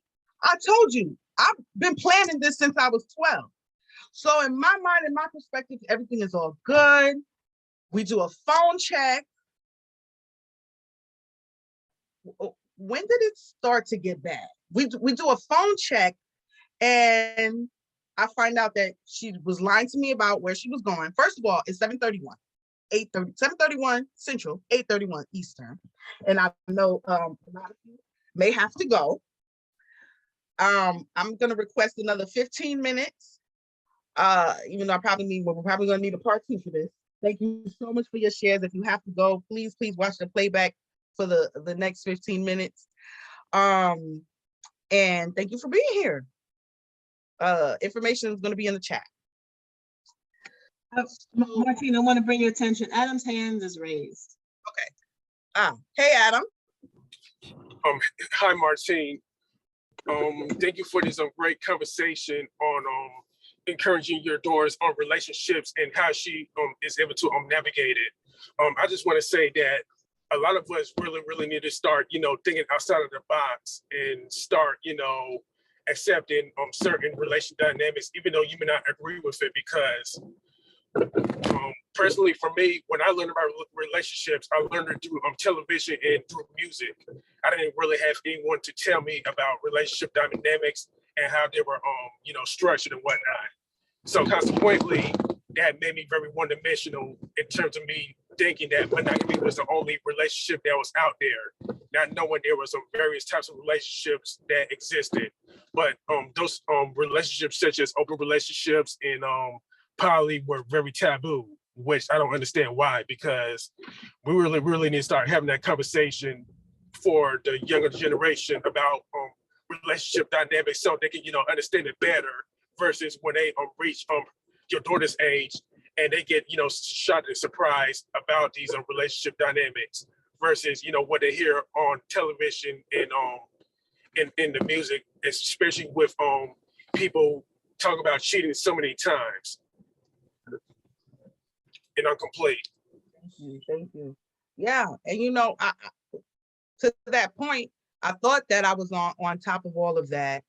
But one thing about motherhood that I think nobody tells us, no matter what environment you create for a child, we as human beings, we always want more, right? That's how we can even be on this computer. It's because somebody wanted to be able to see this, because sitting in front of somebody or driving hours to go see somebody, it wasn't enough, right? We always want more. So no matter how conscious we are and what environment we provide for a child, they're always going to seek more. They're always going to go outside of it. So when it's futile when we say, I gave you everything I didn't have, right? Classic. That person over there, they don't even listen. You're comparing, you're just talking about the wonderful things you did for the child. It's never going to be enough because that's their standard. You've now made a standard that, yes, it may have been better than the standard that was given you or the people around you, but that's still normal for them. It's not of any high value to most children, and they're going to want to try to do more. So Asha was going through a phase of feeling quite invisible. And I read this article, and it was a great article, and I tried to find it, I cannot find it, but it was on invisibility. Invisibility that we as adults feel, invisibility as teenagers feel, especially teenagers who were the golden child, and now they transition into high school, and the high school faculty, they're different than junior high. They don't care if you are well behaved. They don't care. They're overworked. They're tired. They look at these kids as they're grown. What was valued and highlighted in junior high is not now in high school, and now you're actually nobody. So you need to do something to be seen, because that's where you came from. You were seen, and now you're invisible. And as a human being, you're not going to take it. And so this is what Asha was doing. And it was during the pandemic, like I said, and I went through that phone and I found out that she was telling me she was going to work. She was going to that little boy's house. I'm watching a video of her, And I'm like, whose house is this? Where you told me you want somewhere? Yeah, it wouldn't work. I never lied about no work. Okay, well, she told me she was going one place and she went another place. She was driving people's cars without a license, smoking weed on video and posting it, because that's my thing too. Y'all gonna do things, don't post it. So I have secret pages. Listen, up until now, any parents that are here, you think you have your children's social media? You don't. You don't. You don't have that real page. They got spam page, they got private stories, they have tell on your friends. Holly, what you just said.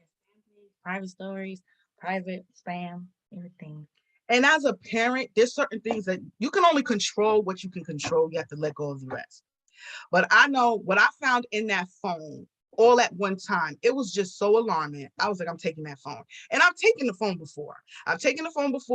And then she's hooked up an old phone and she got caught with the old phone because of this phone addiction. But at this point in time, because of everything that was growing up and just the stage that we were at, it was bad. Because I was taking that phone and she was just replacing it. And she just kept getting caught. And it just got to a point where Asha was violent with me over that phone. And I have 3 spinal fractures. I don't take no mess from these kids. I'm gonna lay your ass out before I let you injure me. Like it got to that point. And every time I'm giving her the warning, every time I get her in chokehold and body slam her, that's when my mother produces herself. So now the story amongst the family, Martine is beating up Asha. My mother never once saw Asha, and this girl would antagonize. I remember one time she had that phone and she wouldn't give me the phone, and she sat across from me, and all I heard was this: "Do it with your nails."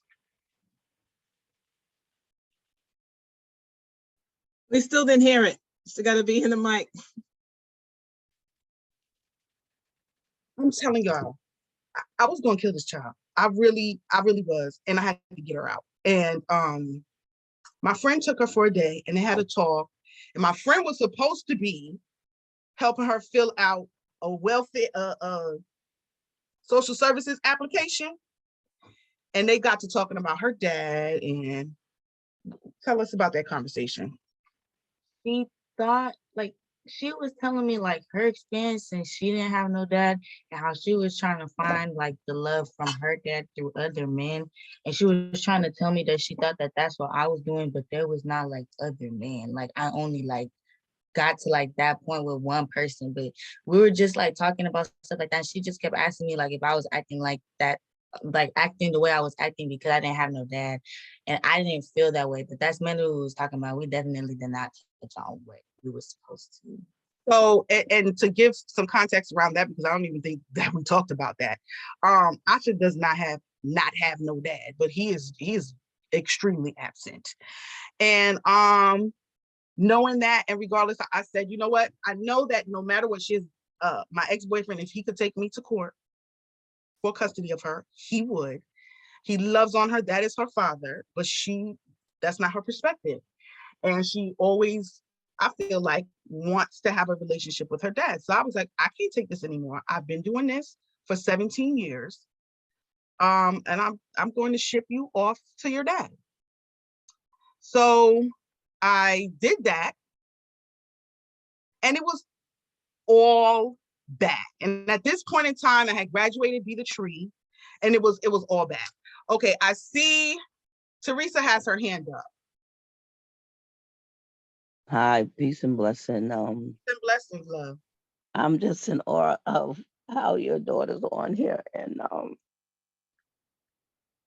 don't even know why I'm crying because my tears just came out. But I'm going to show this to my granddaughter and to other people because people need to know what teenagers are going through. I got pregnant when I was 16 years old, and so I was invisible, and so I was out there looking for love in all the wrong places, and went through a lot of stuff, but I'm just grateful, and I'm just grateful that she's able to get on here and y'all can have this conversation, because a lot of parents can't have this conversation with their kids. And, they don't even respect each other enough to even to sit down there and do that. And Asha, you are a wonderful young lady. And you keep on, fighting and pushing past, because a lot of temptation out here. It's a lot of stuff out here to have you, go against, what thing. But what I can say to you is that um like I'm 63, I'm be 64 this Saturday, but your mother just wants the best for you. But you have to figure out that you want the best for yourself. And that's the most important thing. It's like she wants you to do some great things, but you got to know that you the person that's going to do some great things. And, like what I realized too is that a lot of parents sometimes, like, we don't make our kids be accountable, to their actions. They just, we give them, we just hard and stuff like that, but we don't really sit down and have these nice conversations, like these conversations that your mother's talking about. For you to be so bold to get on here and say all what you're saying, and how, she's exposing herself. We have a saying in Be the Tree: expose yourself to expand yourself. And so you're getting expanded, and you're going to help somebody. Your mother helps us all the time, but you're going to be able to change some perspectives in some parents' homes about how they're dealing with their kids, because sometimes, like she said, they have the secret, Facebook and stuff like that. And I talk to my grandkids like that. So this conversation is going to help me have a better relationship with my grandkids, and be able to talk with them and stuff like that. But what I do know is that what I can say to you as a grandmother is that whatever choices that you make, you change the world. You will change the world with your choices. So you don't think that what you do is just lightly. You actually have a chance to change the world and show some young women or young men that, I'm, I could live a whole nother way. And not to put no pressure on, but you gonna do some great things, baby girl. And just take your time, and you and your mama loving each other. Just, be there for each other, because it's important, to have that kind of relationship with a mother and a daughter. And I'm just grateful, to see this. Really appreciate you, both of y'all, for coming on and just talking about this. And I'm complete. Thank you. Thank you. Okay. Admin, I just requested to for share screen. I wanna close out, but I want we probably gonna need a part two. I want to show you guys how serious this got. So are y'all gonna give me access to share screen? I just want to make sure. No, not the slide. Can you allow me to share screen? I want to share an audio clip. So her grandmother was fighting me on this. Everybody was fighting me on this, because Asha doesn't know her father from a can of paint. But one thing that I do know about her father is he has a great support system. He's never lived alone. He's always, I don't know if they live with him or he lives with them, but he's always lived with his family. And his aunt had always taken to Asha, and we lost contact with her because his aunt actually was paying her child support and was no longer able to. And she was so distraught and ashamed over that she cut contact with me. And so I wanted Asha, because I said, you know what? Sometimes the other parent is such a bad influence. You feel like they can't bring anything, but I definitely never wanted her to not have a relationship with her father. I felt like it's something that should have been monitored, but he wanted it one way, and if it wasn't his way, he was not going to have it. Like, literally, guys, he was able to manipulate the judge into turning $150 a week child support. Now, child support is 17% of your paycheck back in them days, okay? So it was a classic child support order, $150 a week to $40 a week, that I still don't get until this day. So there's no financial support, there's no emotional support, nothing. It just was non-existent. And I felt like maybe this was really, really, really affecting her, and that I needed to address it, and it was time for her maybe to start a relationship with her father. Well, and especially after what my friend told me about her perspective of that conversation, which I later learned that she was imposing her perspective onto Asha. But I said, listen, is either you go for a while to New York indefinitely, or you're going to a group home. And then she started to display these violent behaviors. I even called the police on her one day. And I was, because you know how that could go. And thankfully, we got two very, very, very good officers. I had been talking to the sheriff's department prior to calling the police, because I really was like, I don't want to put myself in a situation where I go to jail. I don't know how to handle this, because guys, this is totally out of my blueprint. I don't even know anybody who ever confessed to getting violent with their mother. She was cursing me out on the regular, which I really couldn't fault her for, because that's a behavior that she saw in me. Yes, I have cussed my mother out like a dude in the street on several occasions for things we'll talk about later. And this is the non-judgment part that I was saying, which is very hard for us to talk about, because we can have our reasons in the moment, but at the end of the day, you know what the social standard is. It doesn't matter if your mama is a crackhead who abandoned you on the street corner. You don't disrespect her. And that mindset takes away from what the child is going through, because nobody just wakes up in the morning and say, I'm going to cuss my mama out today. No, there's a lot of things that have to be going on. So I want to share an audio clip with you of the day that I was driving her to the airport, and she agreed to go see her dad. I feel like she maybe somewhere deep inside may have even been a little excited at the prospect. Okay, no. But she asked me for one thing: let me take my phone. And I was like, no, like that's your punishment. No, you're not going to take the phone. Share sound. When we're sharing sound, you guys say don't hit optimize for video clip, or hit it. Just share sound, that's all. Okay. Martine, Mhm. oh, actually, you don't have to do it that way, but okay. Okay. We can share it without us seeing it. Omena wanted to know, she wanted to hear Asha's voice describing her emotionality at this time. Right now? At this time, or at the Yeah, time? I was simply asking because you're speaking and sharing the experience of her dad not being in her life, you not receiving child support. And I had a very similar story, but I just wanted to hear from her voice how she was feeling emotionally with the fact that he was absent, with the fact that she's going on this trip, you know, just her emotionality around her dad being either in and out or not being present at all, and how that affected her. So you guys can hear me? Can you hear her? No, I didn't hear what she said. Oh, hello? Yes, now I can hear. Oh, okay. So I don't want to say that like my dad not being a part of my life didn't affect me at all. But like I always say, like when I talk to other people or like even to my mom, like it was like normal to me. Like he was never there. Like it wasn't like he was there and then he left. Like I always just grew up with it being me and my mom. And I also had other people around me that like had like divorced parents or didn't have parents. So I just thought like some people have one that don't. It didn't really start affecting me till I got older, but like even like on TV or just like in real life, like I would get like jealous of my friends or like jealous of my friends' relationships with my dad. I mean, with their dad. But I feel like, like, and like she said, like I also have a father figure. Like my mom's ex-boyfriend was my father figure. Like my uncles, like I had people around me that served as father figures. My grandpa. So like it didn't really like affect me how it affected other people, but like It's it going in and definitely. out. She's going in and out. Okay. What was the last thing Last that you part I heard? heard you say was it didn't really, and that was it. It didn't really affect me like to the same extent that it affected other people, but I definitely would get sad about it, and like, I definitely, obviously I was showing my time. In and out again. She just went completely out. Oh, wow.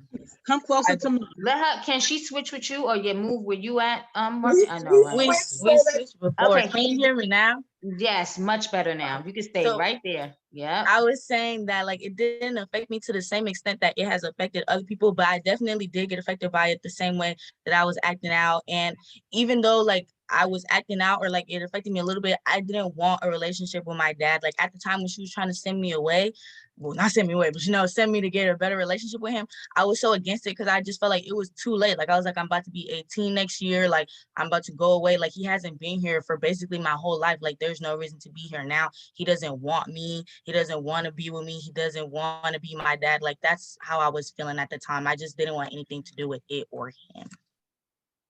Thank you for sharing that because, my daughter's father was not present. He was in and out. He was more out than he was in. But the times that he was in, what I didn't know as a mom, because I never wanted to be the mother that was like, I'm the reason why, you can't see your dad. So I didn't make that executive decision to keep him all the way out because I'm like, it's never going to be a thing where she feels like if she wanted to be meet him or see him, that mom was like, against it. But here's two things I didn't realize.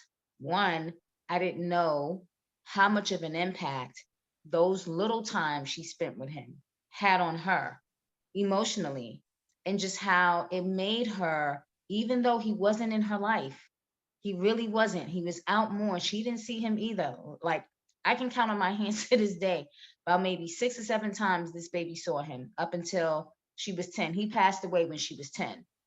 And so when he died, she was going through a lot emotionally because she was in this rigorous prep for prep educational program. So we had that going on. I was pregnant. I didn't get pregnant actually till like the following year with this last baby I have. But all of that was going on. And it wasn't until, and I said to her, I kept checking in. I said, Aza, are you okay? Because your dad is gone. Like you'll never get a chance to have a relationship with him. He won't ever be able to make shit right. You know what I mean? So are you okay? Mom, I'm fine. Aza, how do you feel with your dad passing away? I don't really know, Mom, because I didn't really know him that well. And I didn't really have a relationship with him. So I don't feel no kind of way. I mean, it's sad that when anybody dies, it's sad that he's gone, but like, I'm really okay. Girl, then here we go, a year and a half later till now, my daughter 15, this is from 11 and a half to now. And she had father figures. She had my dad. She had my son's father who was in her life, you know what I'm saying, who really liked it from when she was 8 years old, right? And 8 was the last time she saw her own dad. No, actually it was 9, right before she turned 10. Her dad got her. Like anyway, so she was really, really affected. I'm not saying you're like my daughter, but I'm bringing this up and telling you this because sometimes you all check out. You do emotionally. You definitely feel what you feel in that moment. Like, oh, yeah, I didn't have a relationship with him. I don't know him. I didn't really want to be around him until something happens and he's completely taken away. And so my daughter is experiencing these bouts of depression, and it was pinned up in her where she felt that she didn't understand why he didn't want her, and that was coming out. Why did he not want to be around me? How is it that he was able to be a father figure to his niece and all these other children she got to see on social media, all these things, but he was not that to her? And I said, holy shit, I should have been a little bit more in tune as a parent to know that this was going to affect her, because I felt it, but I didn't want to be pushy, right? So she's in therapy right now. She's working through it. It's still a huge thing for her. She doesn't even realize how it affects her dating choices. Like she is not into melanated men. And I said, oh my God, with the kind of mother I am very melanated centered, African centered with my people. I'm like, how in the hell did I get a baby that just she don't fuck with melanated boys, period. You know what I'm saying? And she'll be like, Mom, that's not true. I'm like, but I've never seen you bring one, talk about one, or anything like that. So there's many different ways she's affected on top of just like our story, our mom daughter story. But I just wanted to hear your voice around it. And because you're older than her, you're 18, to see if you really, really, really have had a chance. And maybe you won't know until different as time goes on, if you really had a chance to just kind of get in tune with those emotions and feelings. And if you've had a chance to emote it, like use the throat chakra to speak out to it. So I'm sure she's going to tell us more because, you know, we'll hear about you when you go to this trip with your dad. You don't have your phone. And I don't know if you, since then, now, because you're 18 now, have had a conversation with him expressing his absence and how you felt about that. And I'm complete. Thank y'all. Thank you. I think I'm complete too. Thank you so much, Omen. I think I'm going to leave it on this and this note, and we'll just leave you guys on the cliffhanger. Of course, I didn't plan for a part 2, but we're going to have a part 2 because we are going to Jamaica to celebrate her 16th birthday. And it's so unfortunate, oh God, because her 16th birthday was supposed to go to Florida, but I mean to Jamaica so she could meet her grandmother. There's so much stress to me. It's so important for me to know her family, even if she has no relationship with her dad. She has a relationship with one of her brothers. And her grandmother died before we could do that. So we're going to Jamaica. We're hoping to get to Kingston so she can meet her uncle at least. But thank you so much, Omena, because like you said, it's not something that you want to push, but it's something everybody sees that Asha doesn't see at 18, that she is affected by it. Even now, I tell her all the time, you know who your father is. And that's one thing about me. I don't badmouth the other parent, but I'm also not going to lie for them. And I think Asha can attest to this. And ever since she was smaller, I showed her my nursing school book, The Spectrum of Mental Health. And I told her where I think her father lies.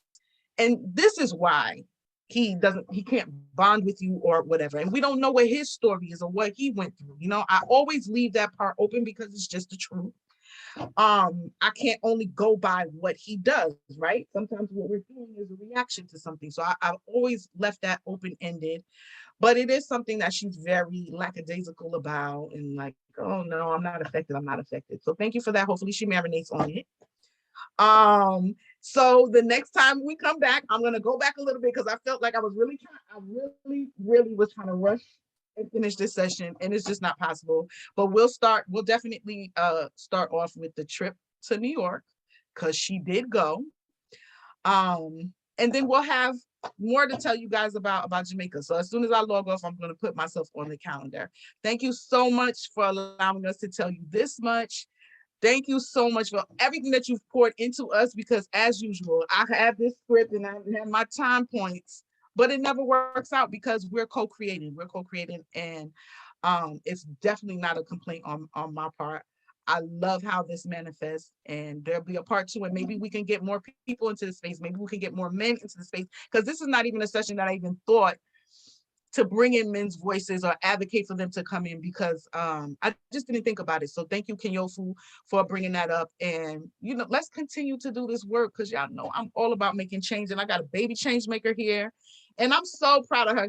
Give my baby some love, because I'm telling you, I didn't even think that she would allow me to share all this. And I'm just... Yes, Yes, baby we girl. are so grateful. I feel Thank that. you. Thank y'all. For being Thank y'all. so open. Thank Great. y'all both for being Thank so you, open and Martine. so transparent. So a couple of things. We're not finished yet. Martine, I feel like I want to open up a alternative day for you. not that I can or not that I will. That's not my thing to do. But I'm just like, this is so juicy. I don't want to wait for a whole month to pass because we're booked. I think we're booked for the next month, right? Really? I think, right? But anyway. Yeah, we're not booked for next month. Oh, we're not. Yeah, Okay. August 3rd is actually open. I don't know if y'all are available, but consider that. Okay, great. Other thing is, whenever you do a presentation, you should just have your men posse come, because it just is a match. It's always a match. That goes for everybody. I It's really true. was hoping that some of them would just follow through. Like Your need voice, to... your sound. Oh, I was saying I really hope that they would follow through. And I know I had a few that did, but you know, we do need to keep reminding them and help them to make it habit. And lastly, you have comments in the chat as if participants don't really want you to leave. Comments and questions. Do you want to hear them or save them for next time? Well, no, we can hear. Okay. But August Catherine, 3rd, she said it's open. I'm sorry, August Kenyoko. 3rd, I see it. Put me down. okay, so here's a question. Catherine says, sending a child to an absentee parent after they misbehave is it punishment? What is the message we send? What is the message we receive? And Valencia says, so do we as mothers have to keep initiating the father made to see the children? Not sure I understand that. He completely checked out and I feel that he knows he has his children and he should reach out. No, I know he is hurting, but so am I, and I technically can never check out. Shawnee says, emotional expression and awareness is also about maturation and evolution as a person. There's also a psychological element that determines how we interpret and process major life events. Grief, loss, and trauma are relative. We all process and evolve differently and navigate emotional experiences in different ways. And she also adds, what a great opportunity, consider doing some ritual in Jamaica. Say that again? I didn't hear that last. Consider doing a ritual in Jamaica. Oh, thank you. Okay, so wait, as Teresa says, as a parent, we do the best we can. There's no handbook. Let's give each other grace. Okay. Okay, and Brandon's looking forward to next session. Shawnee says she knows Amari and others will love to be a part of that next session. And okay, and I think we're good. Okay. So Catherine, definitely going to address your comment. Yeah, was that punishment? Is this beneficial? Definitely. And Valencia, this is something that I question, and I'm highlighting Valencia's comment because a lot of times we force those kids on the dads and vice versa, and we're putting them in compromising situations. We're putting them in dangerous situations. Child sexual abuse is high in single parent household. There's high incidence of child sexual abuse when the child goes to visit the other father. So it's something to talk about because we do have to find some middle ground with that. I also too, my mom kept me away from my dad, and I hated her for it for years until I met him. And I realized that it probably was better for me to grow without that influence, but there should have also been a balance with that. So we'll talk about that next time too. And thank you, family. Okay, so I'm going to share your special offer. Is that right? Yes. Martine? Yes. Mm-hmm. Oh, sorry. Yes. I don't know what's up with my sound. I think we need to do that.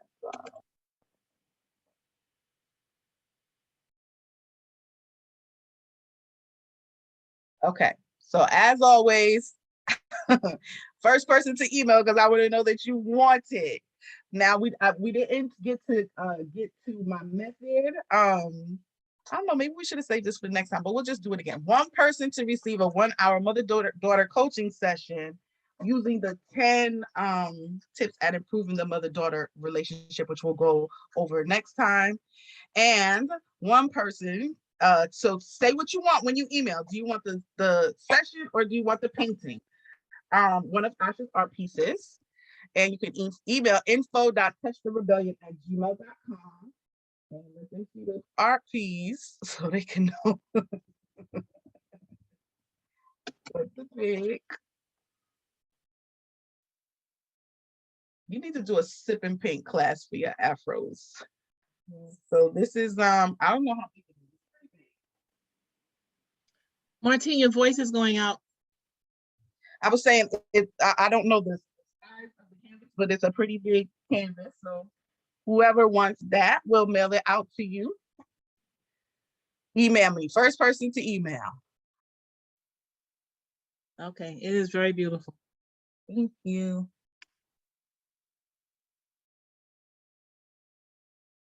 This is my contact information. As always, I say I love co-creation. I love what's birth. I called out I've called out Marilyn before. I really want to work with a lot of you guys. So please hit me up. 713-929-9971 is the phone number. Touch.the-rebellion is my Facebook page, and info.touchtherebellion@gmail.com is my email.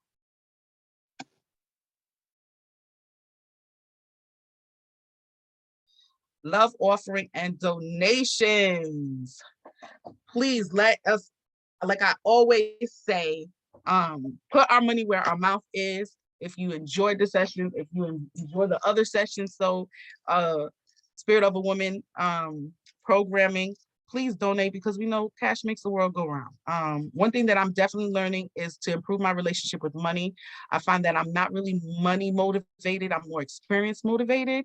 But what somebody caused me to change my verbiage, instead of looking at it being money motivated, life motivated, right? To maneuver through this life and to do the wonderful things that we need to do, we need money. So please consider donating. If you want the donation to come directly to me, you're going to use code hashtag 630MM for Martine Malivers. You can cash app Spirit of a Woman, or use soulleadershipdevelopment@gmail.com for Zelle or Quick Pay. Your donations are appreciated and respected. Okay, so we also have other ways for you to donate, and this is a donation that we will set once, and it will go continuously until you stop it, and it will be divided by amongst the facilitators for that month. So you choose from $25, $50, $75, $100, and the links are attached to each specific amount, and they are being dropped in the chat. You just click it and set it. All right. Okay, so coming up next, the lovely Valerie J. Lyons. She is such a spectacular facilitator. She will be up on Sunday, July 17th, 7 a.m. Eastern, 6 a.m. Central. Networking as a way of being. Is this the part 2? This wasn't a part 2 to her last session? I'm not sure. I thought I remembered the name of that. She's got a series of networking. I don't remember the topic, the exact topic. Yeah, but join, Sunday mornings are hard, and I probably won't join, but I'll definitely catch the replay. So either be there for my girl Valerie, or join the Facebook group so you can catch the replay. Great facilitator. Yeah, her last topic was networking for self-care, something like that. Ah, okay. All right, so new members, if you're out there, we want to know, don't hide. Drop in the chat that you're new so that you can have the WOO members give you hugs and loves. And whether you're in Zoom, whether you're in Facebook, we want to know. So Facebook community, put that in the comment section. There's an admin out there, Z. She's out there to give you your love and hug. And then there's also people who are part of the WOO community that'll give you your loves and hugs. So come back.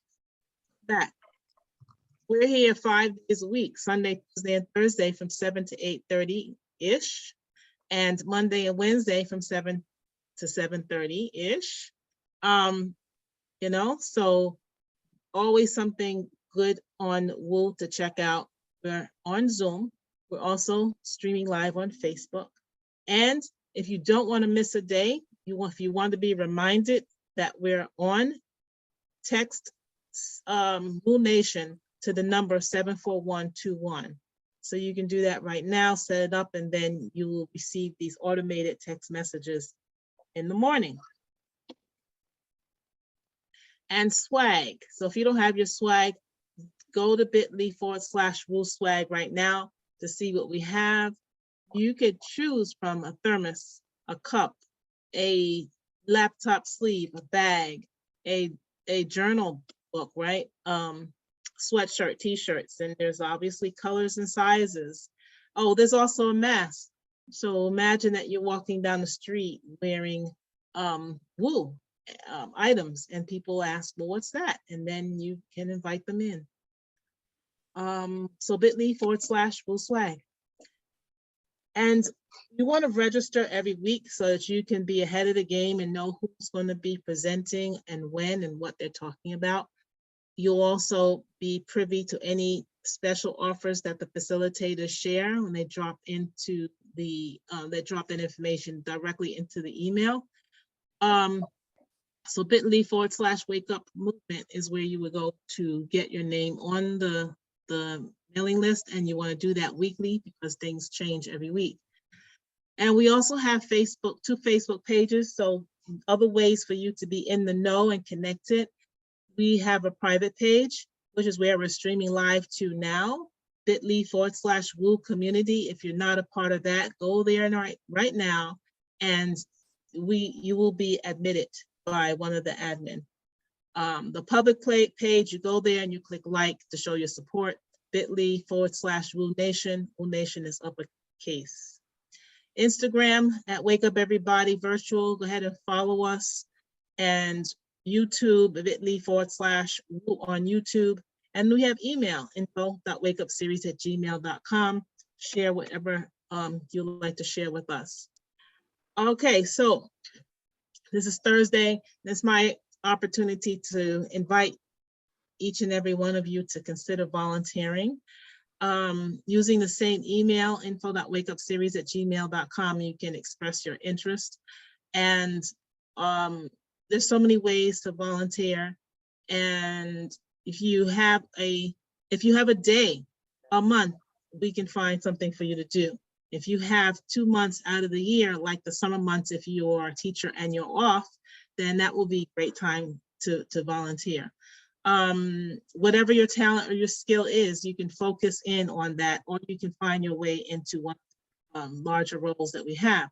So to find out more information, again, email, and we will get back to you. Okay, so at this point, I'm going to stop Martine's spotlight, and I'm going to ask you all to unmute yourself, and we're going to give Martine and Asha a wonderful shower for this juicy workshop. Oh my gosh, yes. Thank you, Martine. Oh Thank you, my Aisha, for the goodness, so much presentation. power, Thank you, so Martine and wonderful, Asha. Awesome, awesome, awesome. Oh, Good we stuff. So appreciate much. Thank you. That was Hugs and so kisses. amazing. Peace and blessings to Wonderful. Asha and Martine. Admin team, Arthur, y'all you're were so awesome. lady. And You're Thank y'all unique Juicy in was for your everyone. awesome. beautiful Sharon, support, You. everybody. thank you so much. The Amazing. relationship you guys have Amazing, displayed. powerful, Amazing. Keep it going. Amazing. Keep it going. I Thank you, loved it. everyone, for your perspective. It's August always 3rd. Miss August refreshing. Martine, Love 3rd. this. August Love the 3rd. it was a space. pleasure to meet you, Love Aisha. y'all. It was Mwah. amazing. Thank you. Mwah. Thank you. Thank you. Mwah, mwah, mwah, mwah, mwah. So amazing, y'all. Awesome. Have Thank fun in you. Jamaica. Go Thank Love you. y'all. Jamaica, Have a good girls. time. You love Marty y'all. back. Give Love a full y'all. report, everybody. Mwah, mwah, mwah, mwah, mwah. Have a good time in Was good. Jamaica. Love y'all, family. Love Love you y'all. both, absolutely. And Love everyone else, y'all. have a Love beautiful y'all. day, everyone. Wake up, family. I love y'all so much. Love y'all. Mwah. Thank You too.